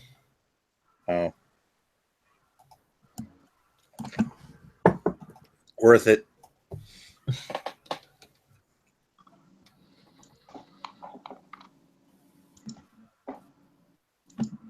No, I have not seen the new It trailer. Lee, have you seen the new It trailer?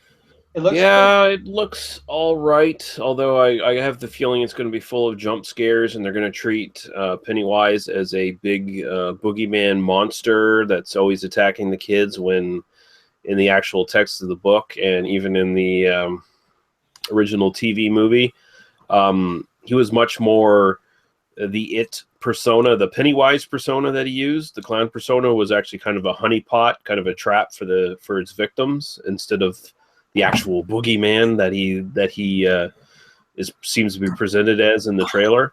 I'm going to be drinking this next. Brimstone and Cayman Kettles seasonal excuse. Well, you know what? I'll say I watched the It movie, the one with Tim Curry, about 6 months ago or so. And I will say I don't think that movie is held up very well. So No, it doesn't. Yeah, so I have hope for this one, because even though I'm generally against remakes, this is a movie that actually should be remade. But whether they do a good job or not is a different story. I'm still holding out hope, but I mean, it seems like they are focusing on jump scares, and they're kind of maybe getting the Pennywise the clown character a little wrong, but whatever. I mean, at least the guy they're using for Pennywise is good at acting like a weirdo. Yeah. Yeah. I'm picky about Stars movies Guard. like theater, but I'm actually kind of interested in seeing this one. I never saw the original. I'm gonna have to watch it, but I don't watch scary movies. Chris's life is a scary movie. I have no idea. I like suspense movies, but I'm not really huge in like slasher flicks. Huge.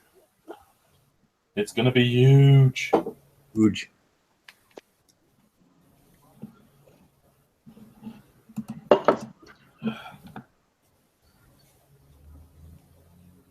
It's gonna be huge. Oh, there's a lot of classic Stephen King movies out there, like Dead Zone. I love that one. Dead Zone's fucking amazing. Yeah, it's The Mist.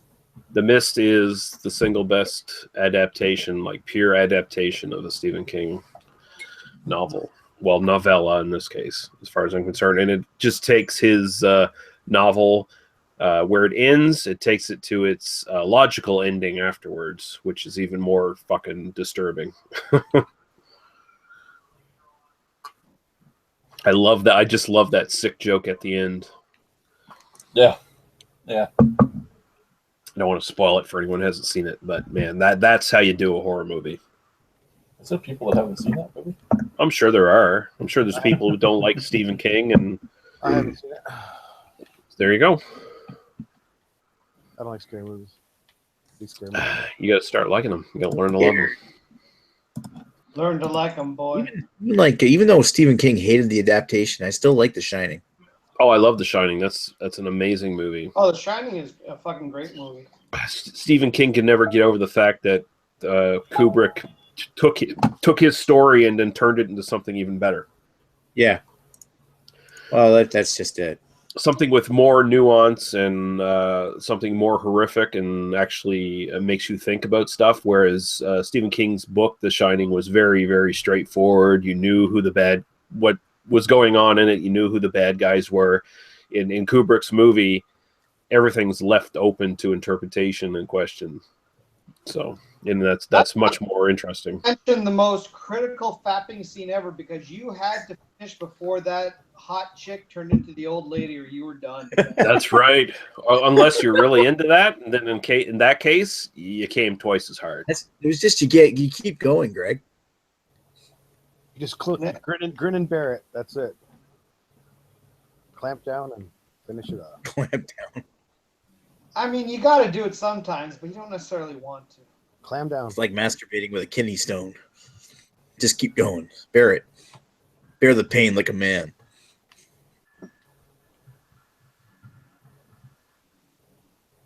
What?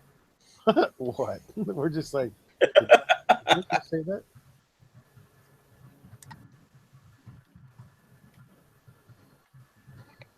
Bastard. So, Chris, I mean, you're probably the only one that's watched this, but what did you think of the little short documentary about the falls? You know what? It's a fucking student project from Ryerson. They just wanted to start a conversation, and they succeeded. I mean, sure, they made Niagara Falls look bad, but you know what? That was the whole idea. And even our mayor decided to talk about that video and talk about how it actually brought up some good points, and he's gonna be, trying to fix the city. But I didn't mind the video. It was kind of a little biased to one extent, but I mean, they could have showed both sides of the story and have people determine their own judgment. But whatever, it's media.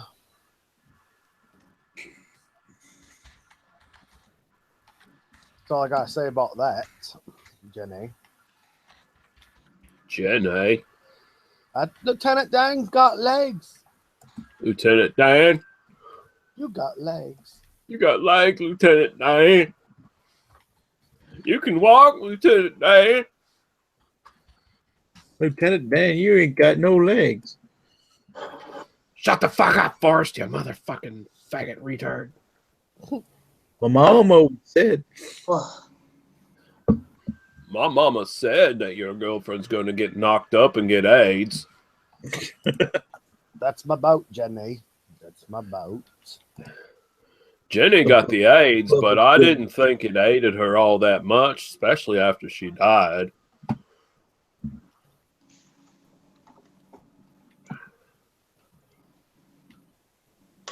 He came back with one kid for Forrest. He didn't say nothing about the four other kids she had.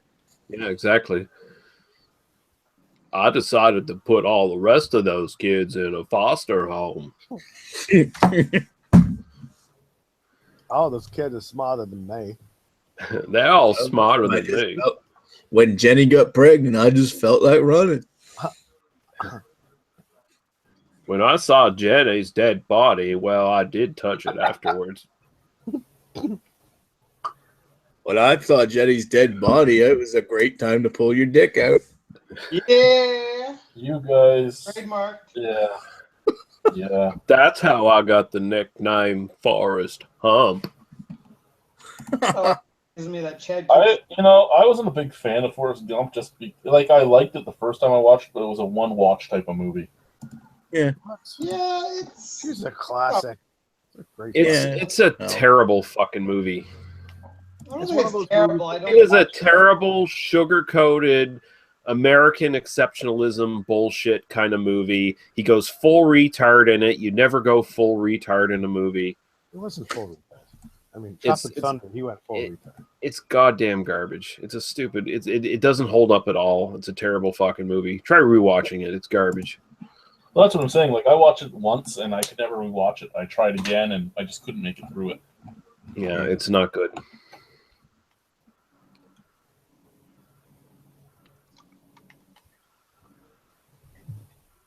I wish Lee would have some stronger opinions on stuff.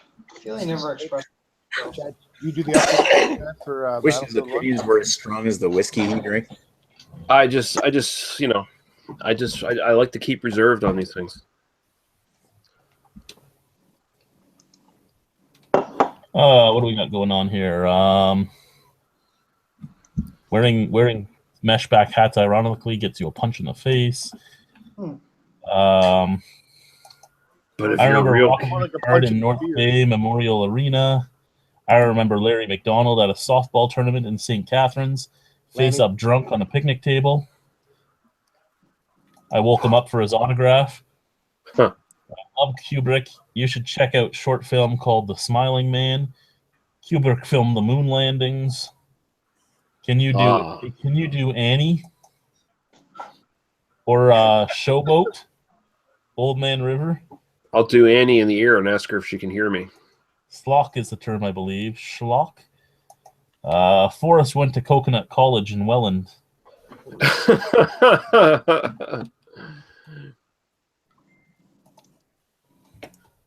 Beer tits bong 420. Jenny. We drank some Jenny together. Oh, I haven't heard from Mike in about a year now. He probably died. No, I think he's been posting videos on his channel still. Oh, really? Okay. Just been ignoring him since. It must be difficult for him now. He just has to crib from your reviews now for notes instead of mine. Huh. He gave up beer reviewing in Jenny. Gave up the beer reviews, Jenny, for whiskey and movie reviews. And to insult mental cripples on the internet. Chris, I tried to play the update of Battlefield 1 twice, and both times I ended up getting the James H black screen. Well, yeah, you just gotta you might want to reinstall it, but I get it once in a while too. Still now more than ever, but you know what? I don't know. They're planning on fixing that problem. That's been addressed, but we'll see.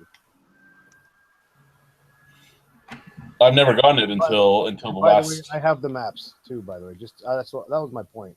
I went ahead and bought the premium. Yeah, no, I tried to play them, and twice I got kicked for. Twice I got in, and it was just a black screen with red and blue dots.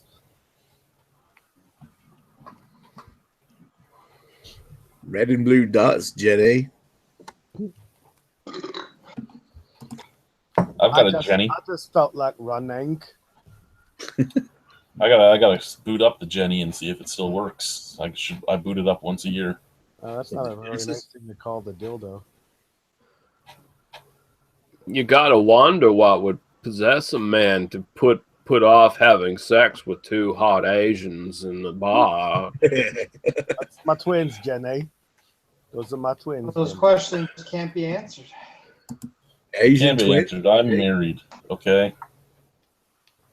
It's true that I'm not always happy over here, but if I wanted to do that, I'd leave her first. This was a hypothetical question. It's not about you, Chad. That's right. It's not all about you, Chad. Come on.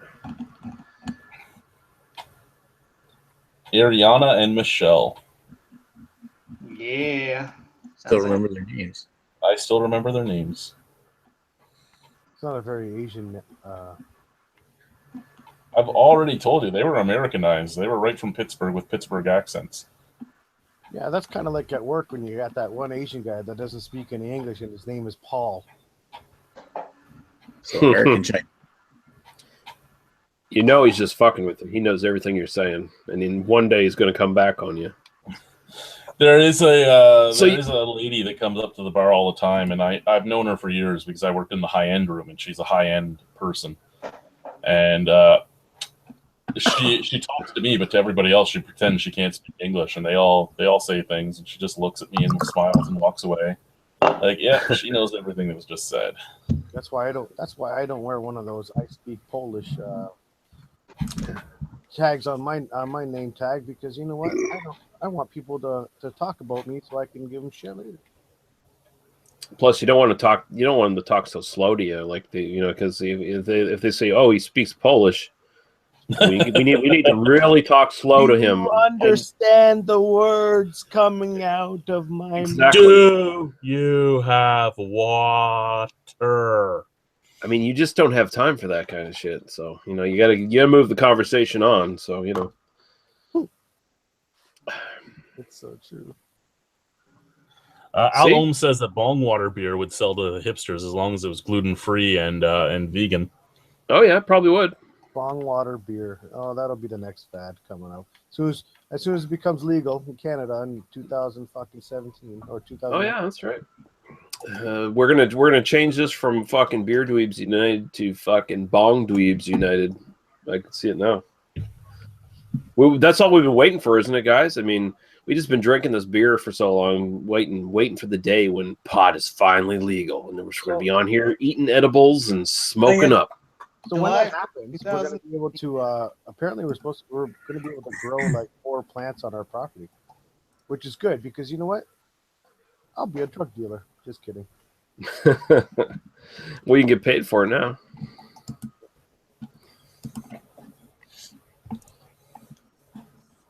You're no longer a dealer. You're a licensed dealer.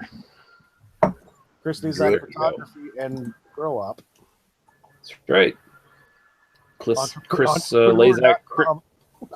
Lazak, surgery, photography, and pot dealing. Entrepreneur.com. Yeah, entrepreneur. You'd be a real entrepreneur, unlike that fucking potato-headed fake. That other guy?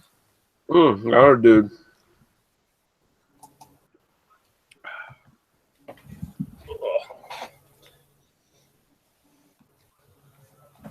What? Green screen? Green screen? Green screen. I want to see some green screen reviews, chat. What's going like, on? Seriously, it's gonna take fucking Peters like a year to figure out how to key anything in there, and then what he's gonna key in. I was trying to key in some stuff today, and the program I have doesn't do a very good job at it. Took out some colors that weren't at all close to green. Was one of them white? It might have been. I might have disappeared too. My shirt was still there, but me and the green screen were gone. Albino Rhino snowstorm review. Yeah, I mean your green screen's not lit up properly. That's the problem. Don't give up these tips, man. I literally want Chris Peters to take 3 years to figure out how to key in shit on his green screen. He's actually done a couple of videos where he's actually put planets behind him and the Earth. Has he? Oh, okay. See, I haven't checked out the glorious Mr. Peters stuff in quite a while. So, the Chris Peters glory hole. The glory hole, yeah, the glory hole that is his existence. It just keeps sucking in and in, prolapsing apparently at some point. He is the prolapse of the glory hole. Let's put it that way. At least his fucking head is. He's got this weird potato head. New tagline: Peters prolapse. And I mean, I shouldn't make fun of anyone's appearance because I'm a ugly fucking mook myself. But I mean, Chris Peters has this weird potato head that doesn't fit his body at all. Like, he's not even Irish, so he doesn't have an excuse to have a massive head. Excuse me. Hey, motherfucker, you're Irish. You have a massive head. You know it. I do. I yeah. Come on. Come on. Everyone who's Irish has a massive head. The top hat is extra large, and I have to push it down on my head. Yeah. And I mean, my background's mostly Scottish, but it's still pretty much the same area. Still massive heads. A lot of Celtic fucking massive cranium shit going on. So. My wife yells at me every time I'm in the van with me that she can't see through my massive head. And then when she's on her knees, she can't see through that massive head. Oh. No, I'm Irish, remember?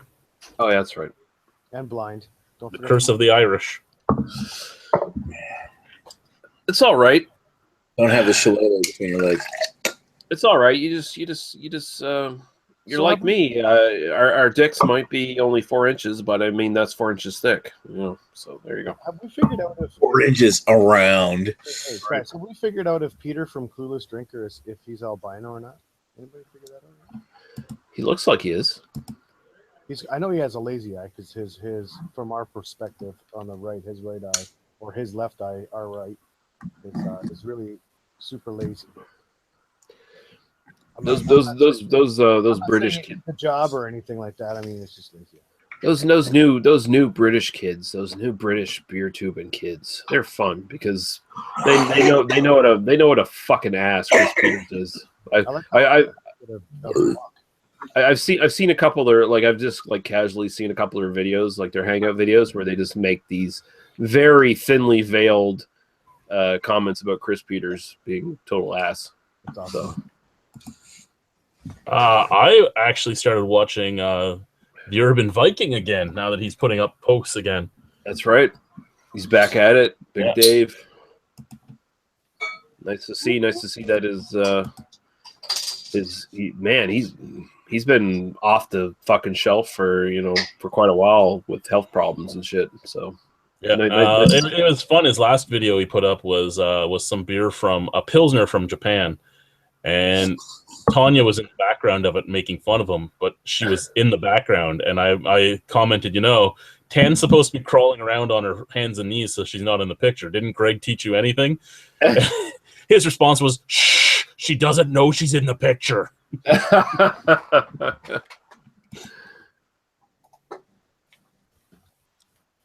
Which makes that even funnier. Have you guys seen the movie Blood In, Blood Out? I've never even heard of that movie. No, I've never heard of Van it. Damme. Is it a Van Damme movie? It does kind of sound like a Van Damme movie. Yeah. Or a really bad Steven Seagal ripoff of a Van Damme movie. Jason Statham movie. Hey, Jason Statham's legit talented. He's just giving shit movies. I wouldn't put him in the same category as Van Damme or fucking Seagal. And at least Statham every once in a while still shows up in a real movie. So there you go. Yep, I'm actually a Statham fan. I like his stuff. I think he could. I think he could legit be like the big fucking action star right now if he just had better fucking movies with more money behind them. Because what was the one Van Damme movie with Rodman in it? Double Impact. I think it was Double or Double Impact. Team. No, I can't remember now. I can't. I liked that one though. Double anal, double vaginal. The two of my favorite movies by the two of them was they were movies that were basically the exact same. One was Hard Target, and that was the Seagal version, I believe. And then Van Damme had one that was pretty much the same movie, but instead of running away in a city, they were in the woods. And I can't remember the name, or it was vice versa. I don't know which way it was, but they both did a movie that was basically the exact same, and I liked them both. Back then, all those movies were the exact same. Yeah. JH says Blood In, Blood Out is a street gang movie. Watch it before the next show, please. Well, I will endeavor to do so, sir. Somebody's got to write that shit down because the comments are going to disappear. I'll remember it. Blood In, Blood Out.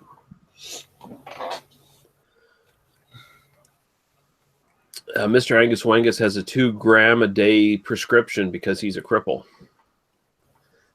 Quote unquote cripple. Oh, I was going to say, doesn't Jordan feel like an ass now? No, he wouldn't anyway. No, he just feels asses. Dude's asses. With his dick. I like to feel asses too, but not. Dude's asses with his dick. For crack cocaine. There was when I was wrestling, there was a move called the anal death grip, and it wasn't a very legal move. But I'll get out my old A name like that? No. I'll get out my old tapes and see if I can find it, because I remember we were watching. Me and my other wrestling buddies from high school were sitting down here drunk one night watching old wrestling videos because we knew that there was an anal death grip in one of the championship videos. It was like a Canadian Championships, and we're watching the videos for it, and all of a sudden you saw the guy on his hands and knees do this face. I was like, there it is! He got the anal death grip! And it was one of those things where we I'm going to try and catch it. I'm going to try and catch it and cut it and put it up on YouTube. Nice. But basically, the guy puts his finger up your butthole, and yeah, it's called the anal death grip. Well, geez, if he goes far enough up, ugh. Not called the penis? It's like the PGW there. LOM says The Quest and Legionnaire were my favorite Van Damme movies. Yeah, Legionnaire is pretty good. I've never seen The Quest. That was the one where he started in the desert, right? Yeah, he's in the French Foreign Legion. Yeah, that was it. Bloodsport is the greatest Van Damme movie of all time. So, Bloodsport's the real deal. That's the original and the best. I don't care. And Time Cop sucked. That's all I have. Yeah, Universal Soldier. Yeah, the Universal Soldier movies are all right, but Bloodsport's the legit. How about Dolph Lundgren? Dolph Lundgren's the unsung hero of action movies. He should have been bigger. Have you seen Blood of Heroes? No. You gotta watch Blood of Heroes. I gotta watch Cigarette Time. That's what this is now. You have to write that one down. That's an actual a classic Lundgren movie. He did one with Cuba Gooding Jr. a few years back that was actually really good. Because Cuba Gooding Jr. has been doing all kinds of just low budget fucking action movies for the longest time now. Has he? I didn't even know that. Yeah, no, he became one of those guys like Nick Cage and people like that who just sort of fell into direct-to-video action films. Nick Cage loves it because he can just be in everything. Well, here's the other thing. Nick Cage owes a lot of money to the IRS. So he'll take any goddamn job someone gives him. He's in that Wesley Snipes territory right now where, he's got to pay back lots of money. But unlike the Wesley Snipes, he hasn't gone to prison. That's the only thing. Yeah, he's not in prison. He's actually got a chance to pay his shit back. I guess Nick Cage's his agent or whatever stole a bunch of his money and fucked him over on taxes and shit. So. Hey, did you guys see the new trailer for that Bruce Lee biopic coming out? It fucking looks pretty dynamite. It's called something like Rise of the Dragon or some shit like that. I'll be honest, I was never a huge Bruce Lee fan, acting wise. Well, no, he was a terrible. He wasn't actor. a great actor. No, the whole thing was the physical with him. Yeah, no, and I you can watch his old fight videos and stuff online, and I like that stuff, but I didn't care about his acting career. And just watching him beat the fuck out of that asshole Chuck Norris, that was great. Mm-hmm. I love that. I love fucking watching him just that. Chuck Norris had some good movies though. The Delta Force series were he had Chuck Norris's canon movies, especially were I as an actor, even though they both sucked, I would rather Chuck Norris movies than Bruce Lee movies. Yeah, Lone Wolf McQuade. Walker, Texas Ranger. Yeah, that was what they turned into Walker, Texas Ranger. It was basically that. But Lone Wolf McQuade, they killed his dog. So, he didn't care too much that they fucked over his wife, but they killed his dog. So then he really got pissed off. Which is what pissed off John Wick too. He killed his dog. I can't wait to see. I want to see the second one. You guys see the second one yet? I tried to watch it on the Android box a few days ago, and the quality is still horrendous. So I'll wait. I've rewatched the first one and I reevaluated it and liked it a lot more. I didn't like it that much when I first saw it, but I like it a lot more now. Just John Wick's the first one. Just his point blank kills are just fucking fantastic. Just 2 millimeters away, just blowing holes into people's heads is fucking dynamite. Here, let's see what excuse Dan can come up with tonight. He said, "Hi guys, I'm going to send him an invite," and he's going to say he's cooking or something. Yeah. Or Jordan's got a gun to his head or some bullshit. James Coburn is undervalued. Definitely fucking undervalued. He's one of the greatest actors of all time and one of the greatest just tough guy, legit badass actors of all time. Pat Garrett and Billy the Kid, fuck yeah. All right, how about guys? How about this one? What's your favorite Schwarzenegger movie? Favorite Schwarzenegger movie? Kindergarten Cop. No. Okay, Nick, you're out. You're out. Man, You know what? If I'm just going to go a regular type of answer, I love the Conan movies. I do. Other than them, maybe just Terminator 1. For me, I will. Total Recall for me. I will go. Oh my God, Dan did come in. He's not cooking. I'm not cooking. It's amazing. I know. I'll go Terminator just because, even though I do love Conan the Barbarian, that Conan is not the Conan from the source material. No, I agree.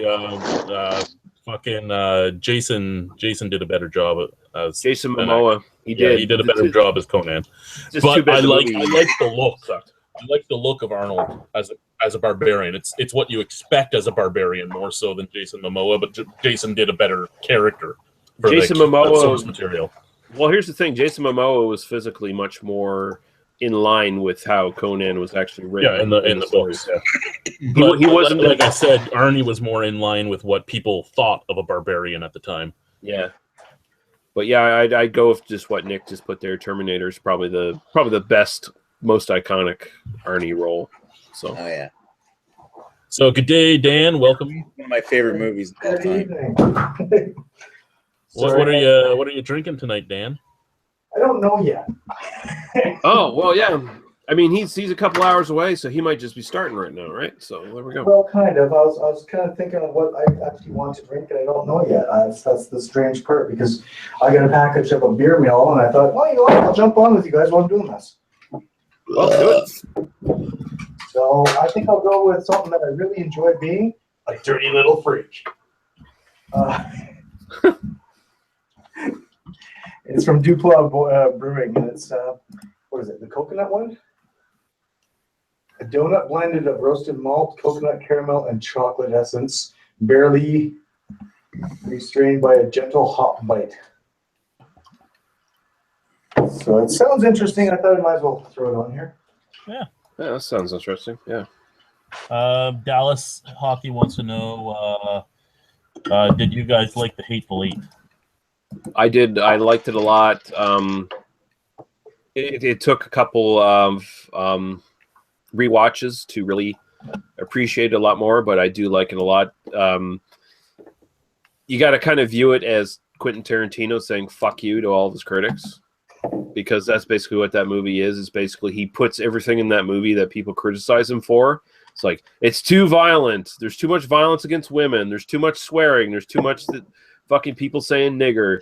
There's just, too much racism, all this other shit. He basically just stuck that all in there. Too much dialogue because 2/3 of that movie is just a lot of movie that's just dialogue, though. I mean, that's one of his points as a director. Yeah, but in this one, he really goes overboard with it. Like 2/3 of that movie is just talking, and he obviously did it as a basically an answer to his critics, saying "fuck you, I'll do whatever the fuck I want, and I'll make you hate me for it."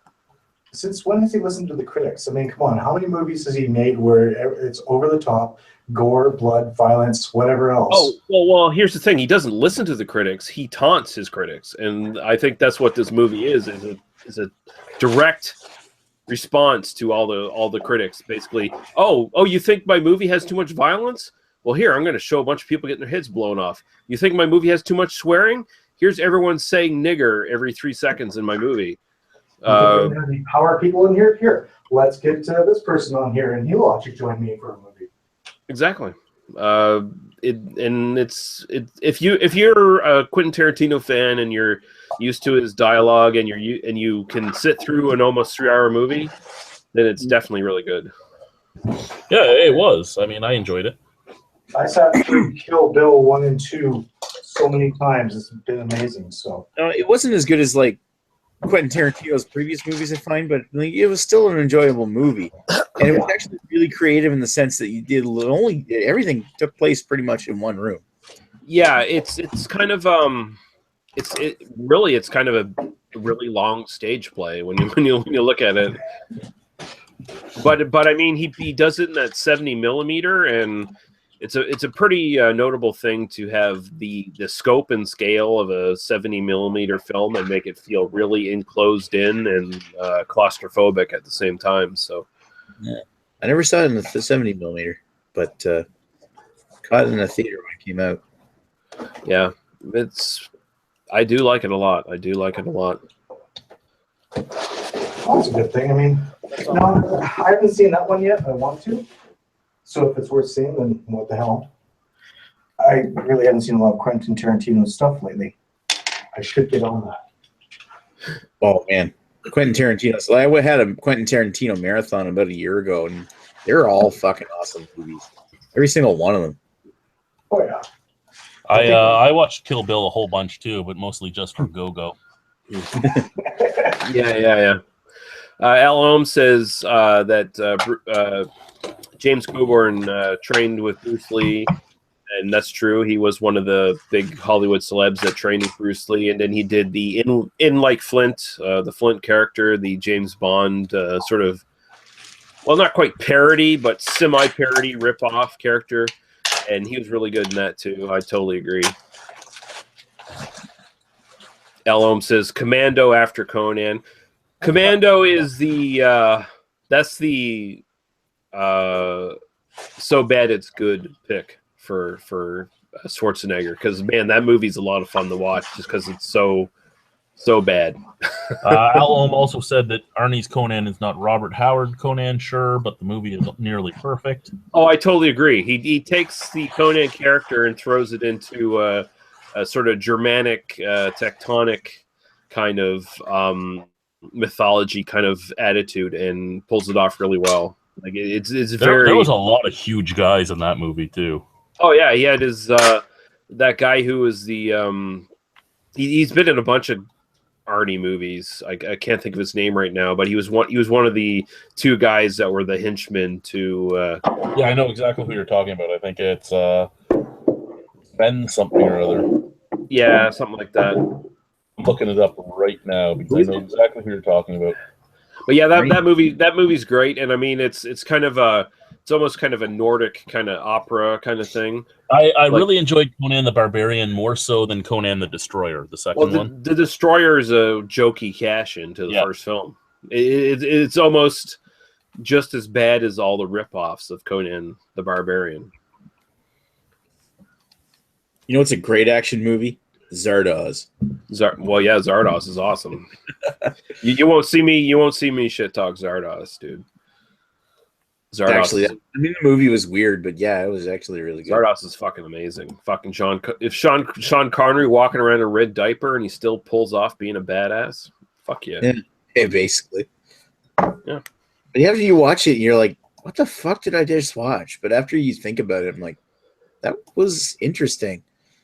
I'll tell you what you watched. You learn things from that, Nick. You learn that the gun is good, and the penis is evil. Bad. The penis shoots the seeds that I forget the rest of the line. What about Red Sonja? Red Sonja is good for Bridget Nielsen when she was still hot as a redhead, and that's about it. Redhead's the most important part of that. It is totally the most important part of that. JH says Constantine, they need to make a part 2. I don't necessarily agree with that, but you know what? I actually liked Constantine. Because I never read the comics, so I have no connection to the comics. So apparently it doesn't really follow the comics all that well. But as far as things go with that, I thought it was really good. And the was better. If I recall correctly, like Constantine was fucked, but it was good. Yeah, Peter Stormare in that as his devil. Holy fuck, one of his best roles ever. Just so fucking great. And the henchman you were talking about, the huge one with the long hair, was Sven Ole Thoresen. That's right. There we go. Yep. Zen. And yeah, he was in a lot of Arnie movies like Running Man and such. Yeah, he was one of Arnie's weightlifting buddies. So he brought him in as a stuntman and as an actor in a lot of his films. Cool.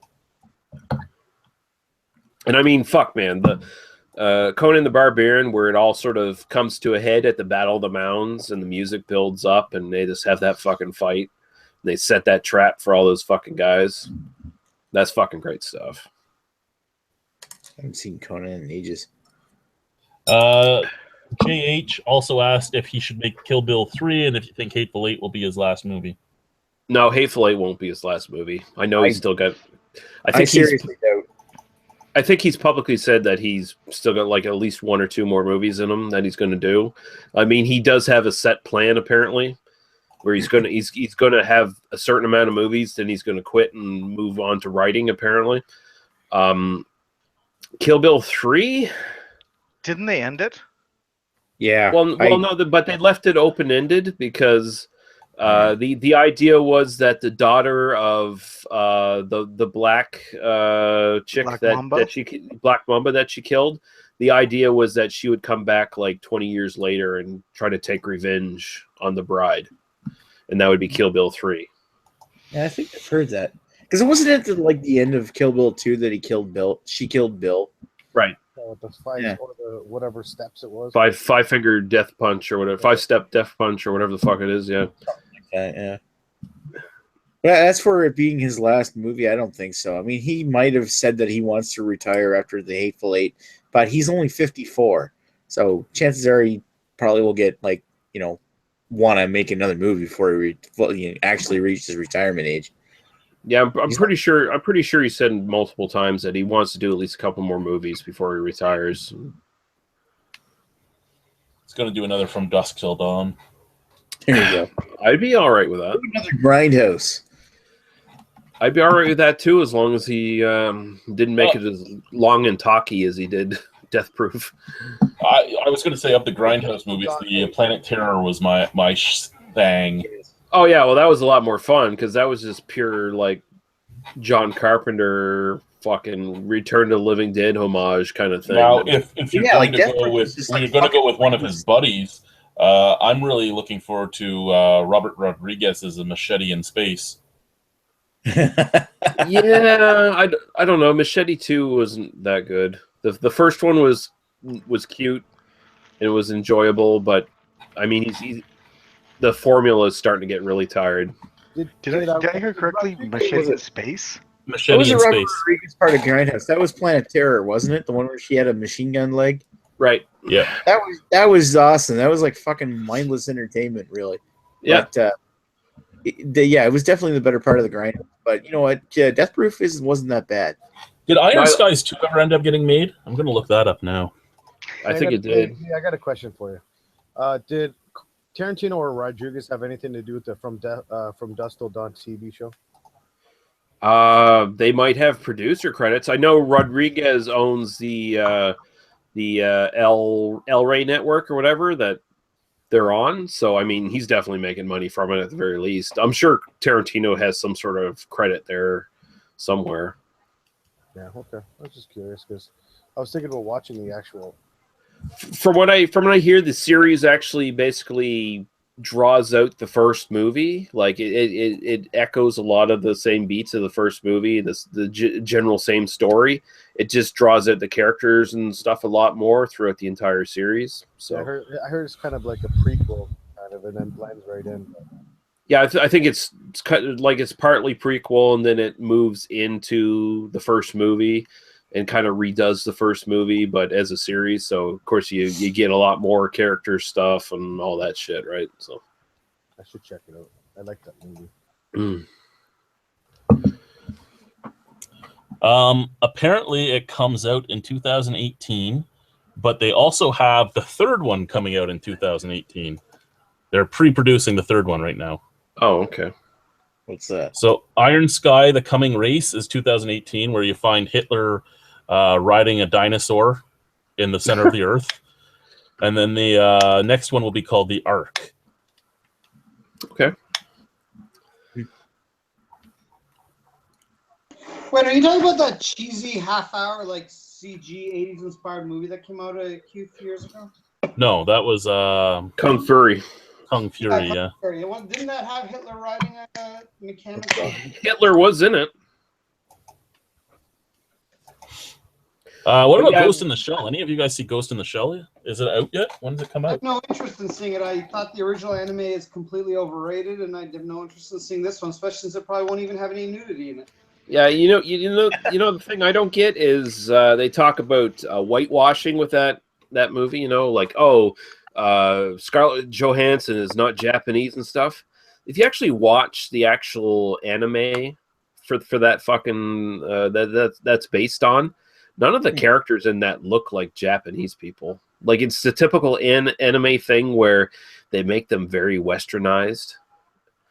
Yeah. To the point where they all look like white people, basically. And you So know, and seeing Scarlett Johansson in that tight bodysuit, I'm all over that. yeah, I don't get the complaint. I think it's kind of retarded. I mean, if it was done in a way where you could definitely identify the characters in that as being strictly Japanese, and here's another thing: anime generally, when they portray characters as actually being Japanese, it's usually a racist stereotype because they make them look like the big-toothed fucking bi-spectacled fucking Japanese characters that you'd see in like World War II propaganda half the time, which is ridiculous. Oh, me so.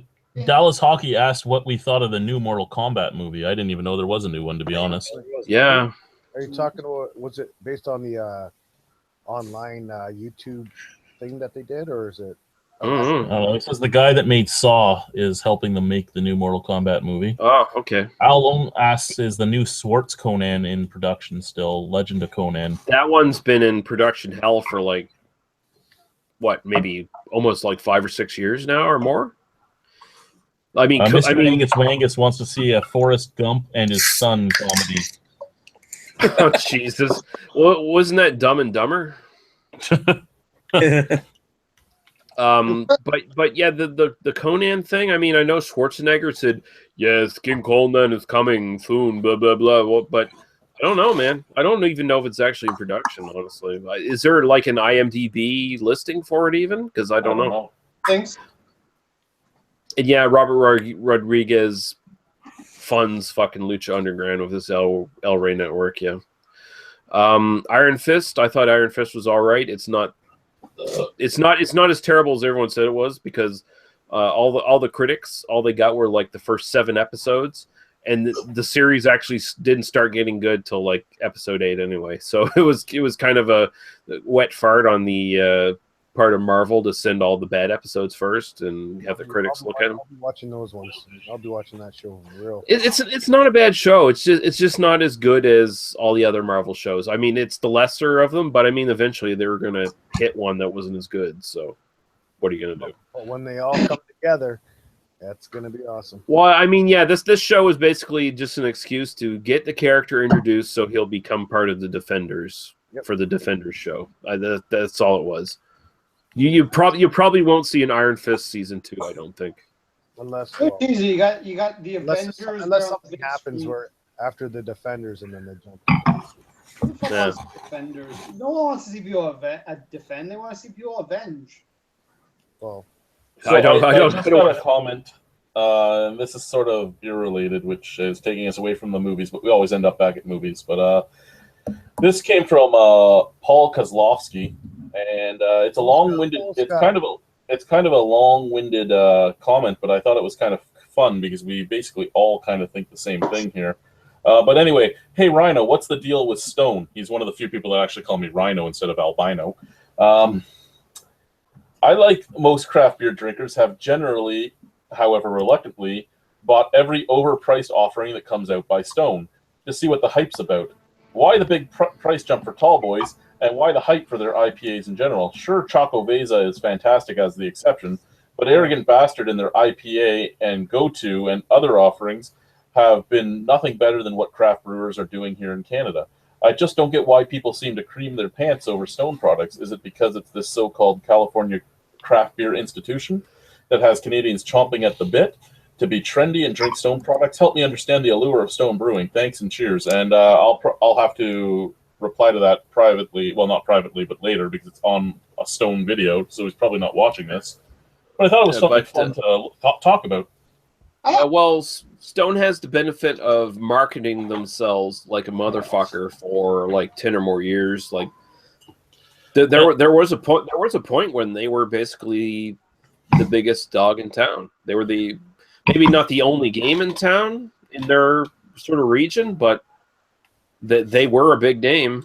And I think what people don't realize when they go and they try Arrogant Bastard and just the regular Stone IPA and the Double Bastard and stuff like that is these are beers that have been around for about a decade now.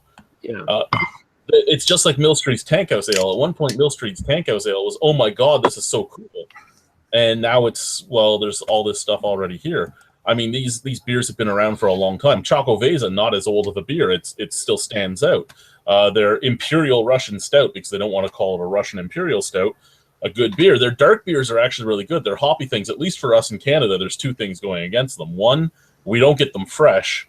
And two, yeah, they're hyped, but a lot of them, except for like the Enjoy Buys and all that we can't get because we wouldn't get them before the Enjoy Buy date anyway, is stuff that is really old and is aged on the market. It's not that it's not like even if we could get the beer fresh, but it's still, even if we got the beer fresh, I'm trying to say, it's still an aged recipe. Well, they also do good, as you said, good marketing. I mean, look at the Woot Stout. Yep. I mean, that one was great marketing. Yep. You have Will Wheaton on there right there, and everyone buys it, and they bring it up to Canada, and everyone eats it up. I did. And I mean, you know, if you're gonna like violently hug Ryan Rashawn on the couch.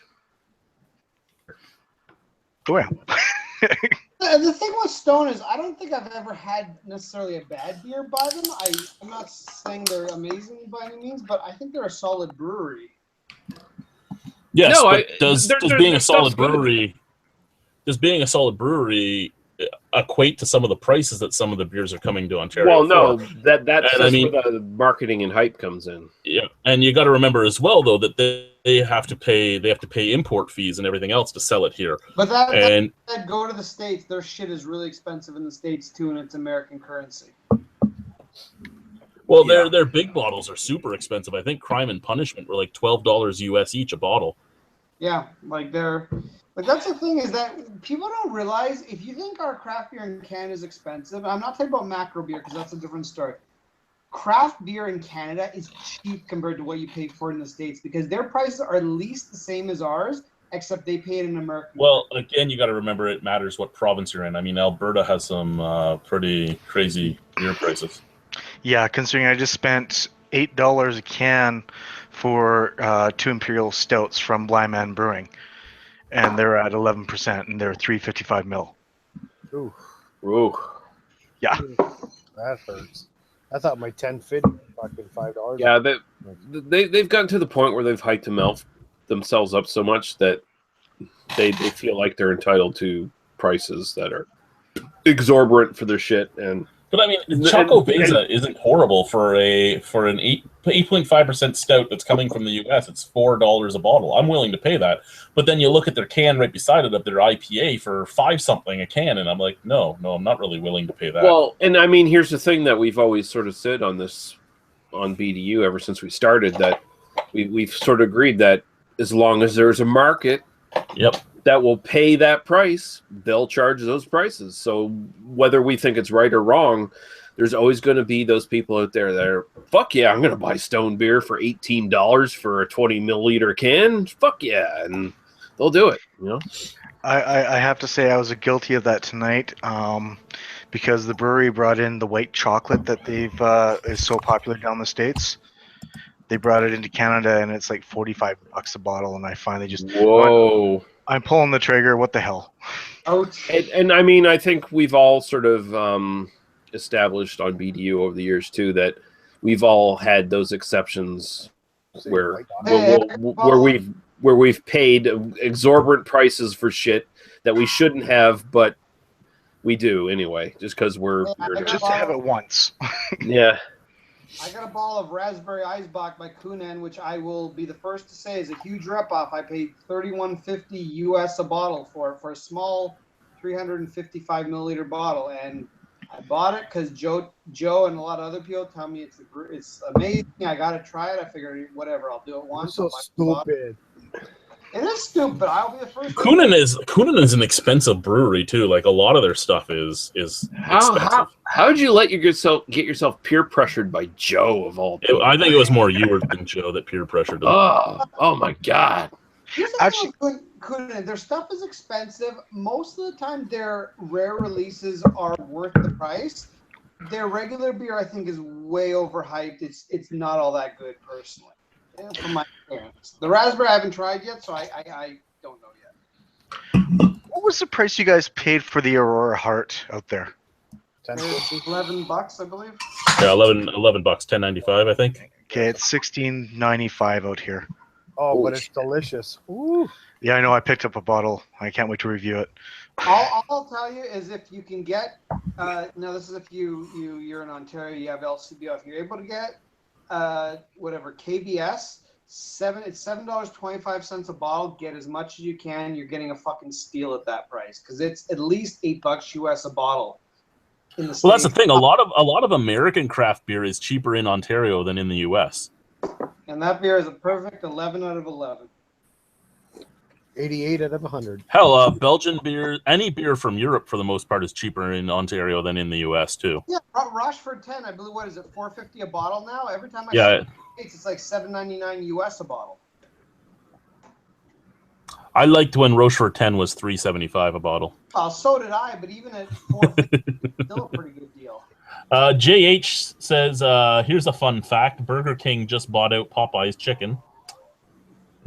And he hates DC comic movies because they're so fucking dark. Yeah, the DC comic movies are not good at all. And you know what? The Nolan trilogy of Batman, well, the third one wasn't so good. But the first two were so amazing. And so far, even though I like Ben Affleck as sort of Bruce Wayne, he's just not in any good movies. And I'm not having... Like, in Justice League doesn't look all that good either. It looks like a CG fest. It's really dark. They have the potential with Justice League to make it awesome, or they're gonna fuck it up. It's just there's no in between. But I don't know. I mean, I'm not a whole lot of hope. They keep fucking up. We said the same thing about Superman versus Batman beforehand. I thought that movie was gonna be awesome. That movie was awful. Too much CGI. I didn't like Doomsday. The whole movie was just bad. It wasn't even the CGI or any of the effects. It was just the whole plot of the movie was stupid. And then it was how so fucking depressing the entire movie was, and the fact that the two heroes came together at the end because both of their mothers' names were Martha. Fuck you, dick. Yes.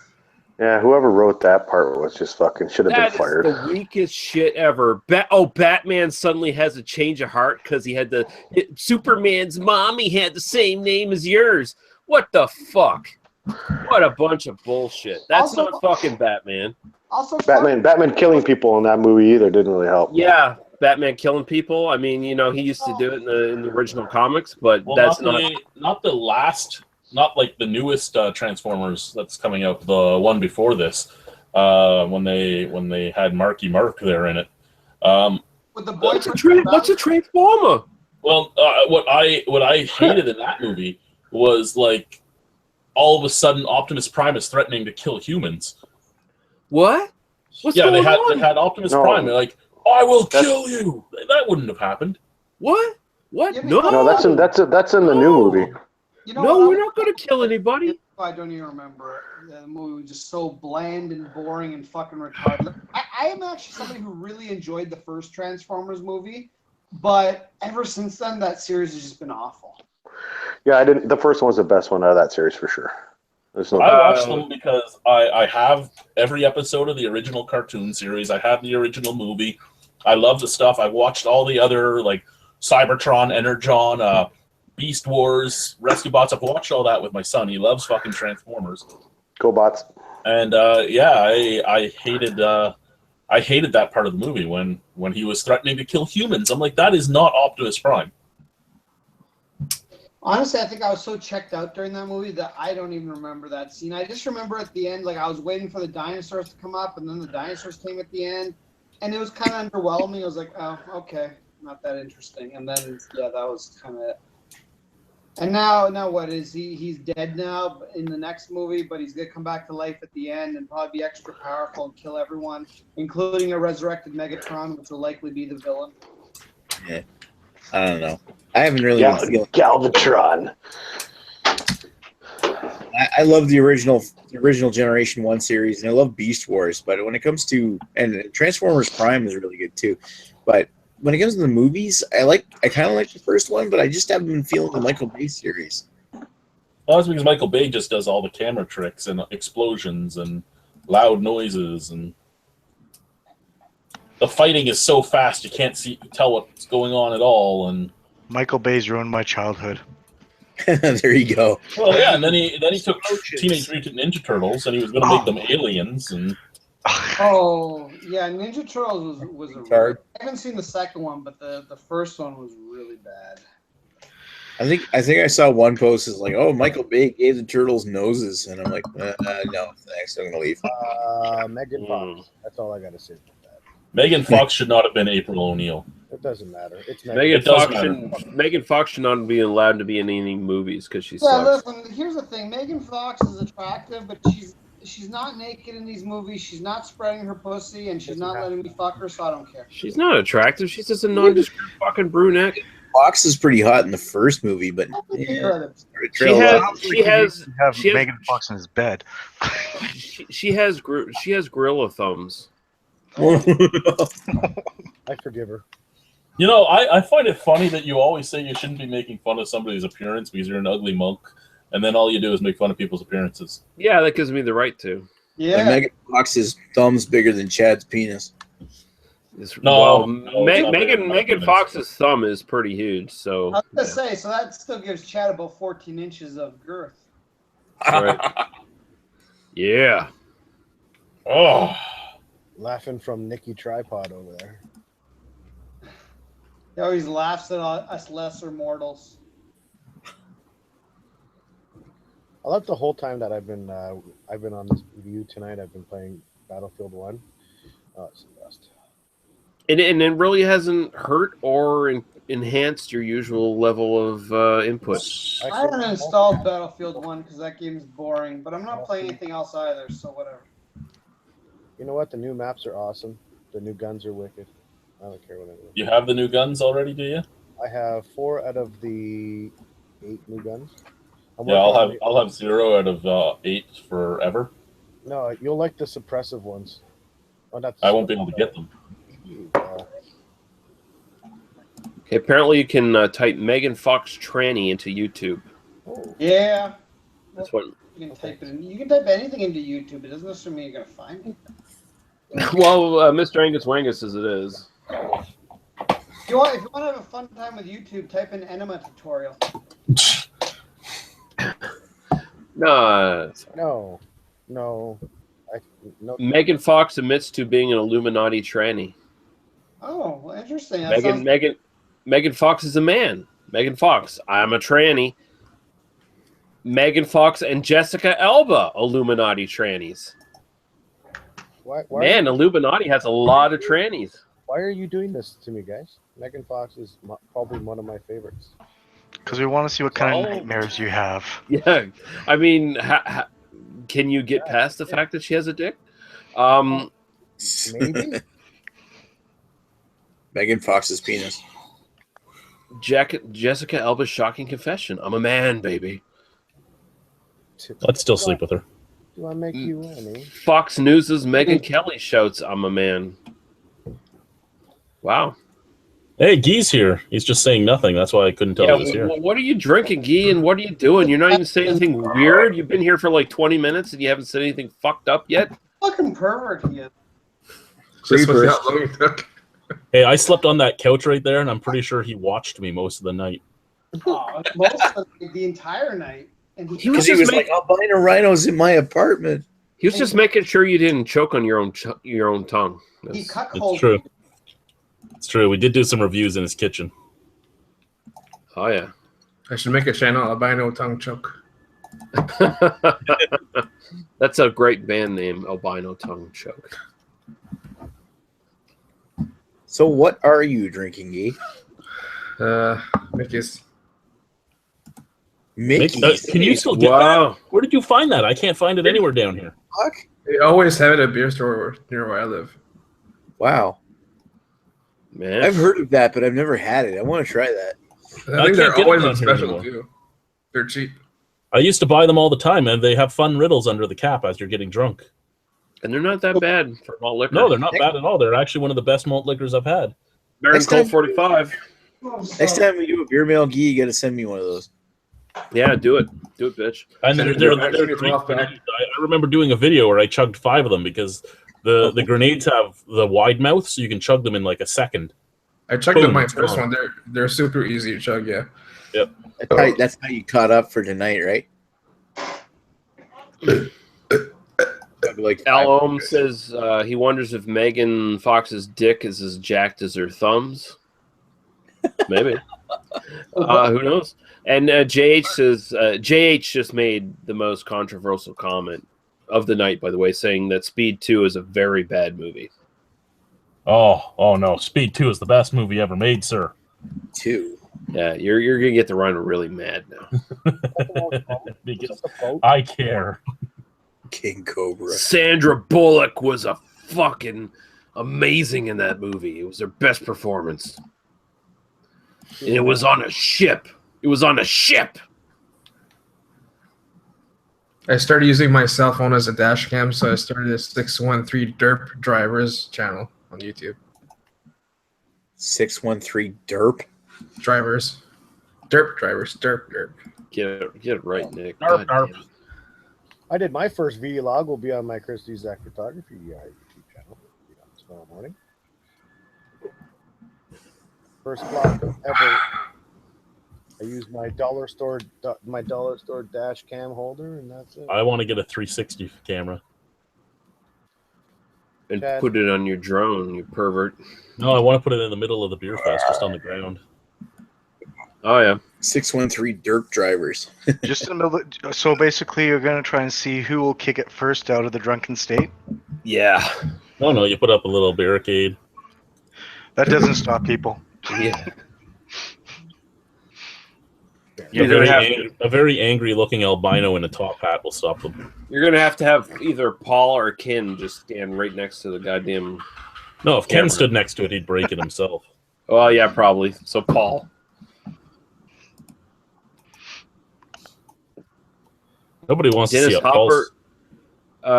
Al Ohm says Dennis Hopper in one of his last roles in Speed, I believe. No, he had quite a few roles after that, dude. He didn't die until last couple of years. He was in a shit ton of stuff after that. He was doing all kinds of direct-to-video stuff, and he'd show up once in a while in big movies. So no, yeah, Dennis Hopper worked right up to his death, and that was wasn't that long ago. It was like maybe 5-6 years ago, something like that. I want to say.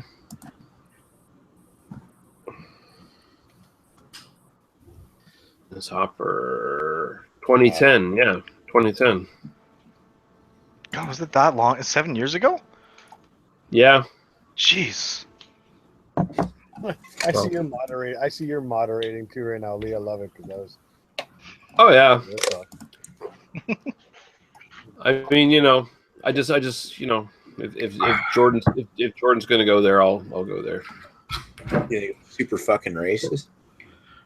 No, I just wished AIDS on his mother. That's all. I believe it's regular racist. Yeah, just Yeah, but I mean, let's look here. He brought- Speed 1994. Speed 1994. You had 1, 2, 3, 4. 1, 2. Lots. You had like 50 credits after Speed. holy shit. That was a long time ago. That was like the mid-90s or something. 94 was Speed. So, well, he had about 30 credits after Speed. But, yeah, no, he worked right up to his death. He was still doing shit. He's still got something that's in post production that hasn't been released yet, apparently.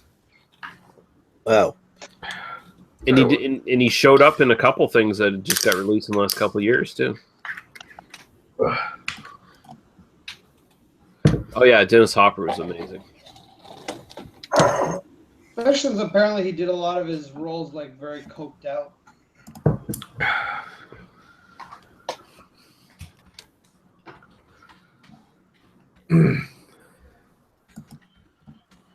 Oh yeah, well yeah, Dennis Hopper was a massive drug user. I mean, he cleaned himself up, I think, somewhere in the 80s.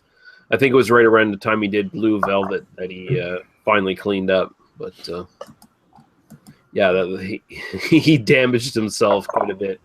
Although one might say that he damaged himself in a way that made him even more of a brilliant actor.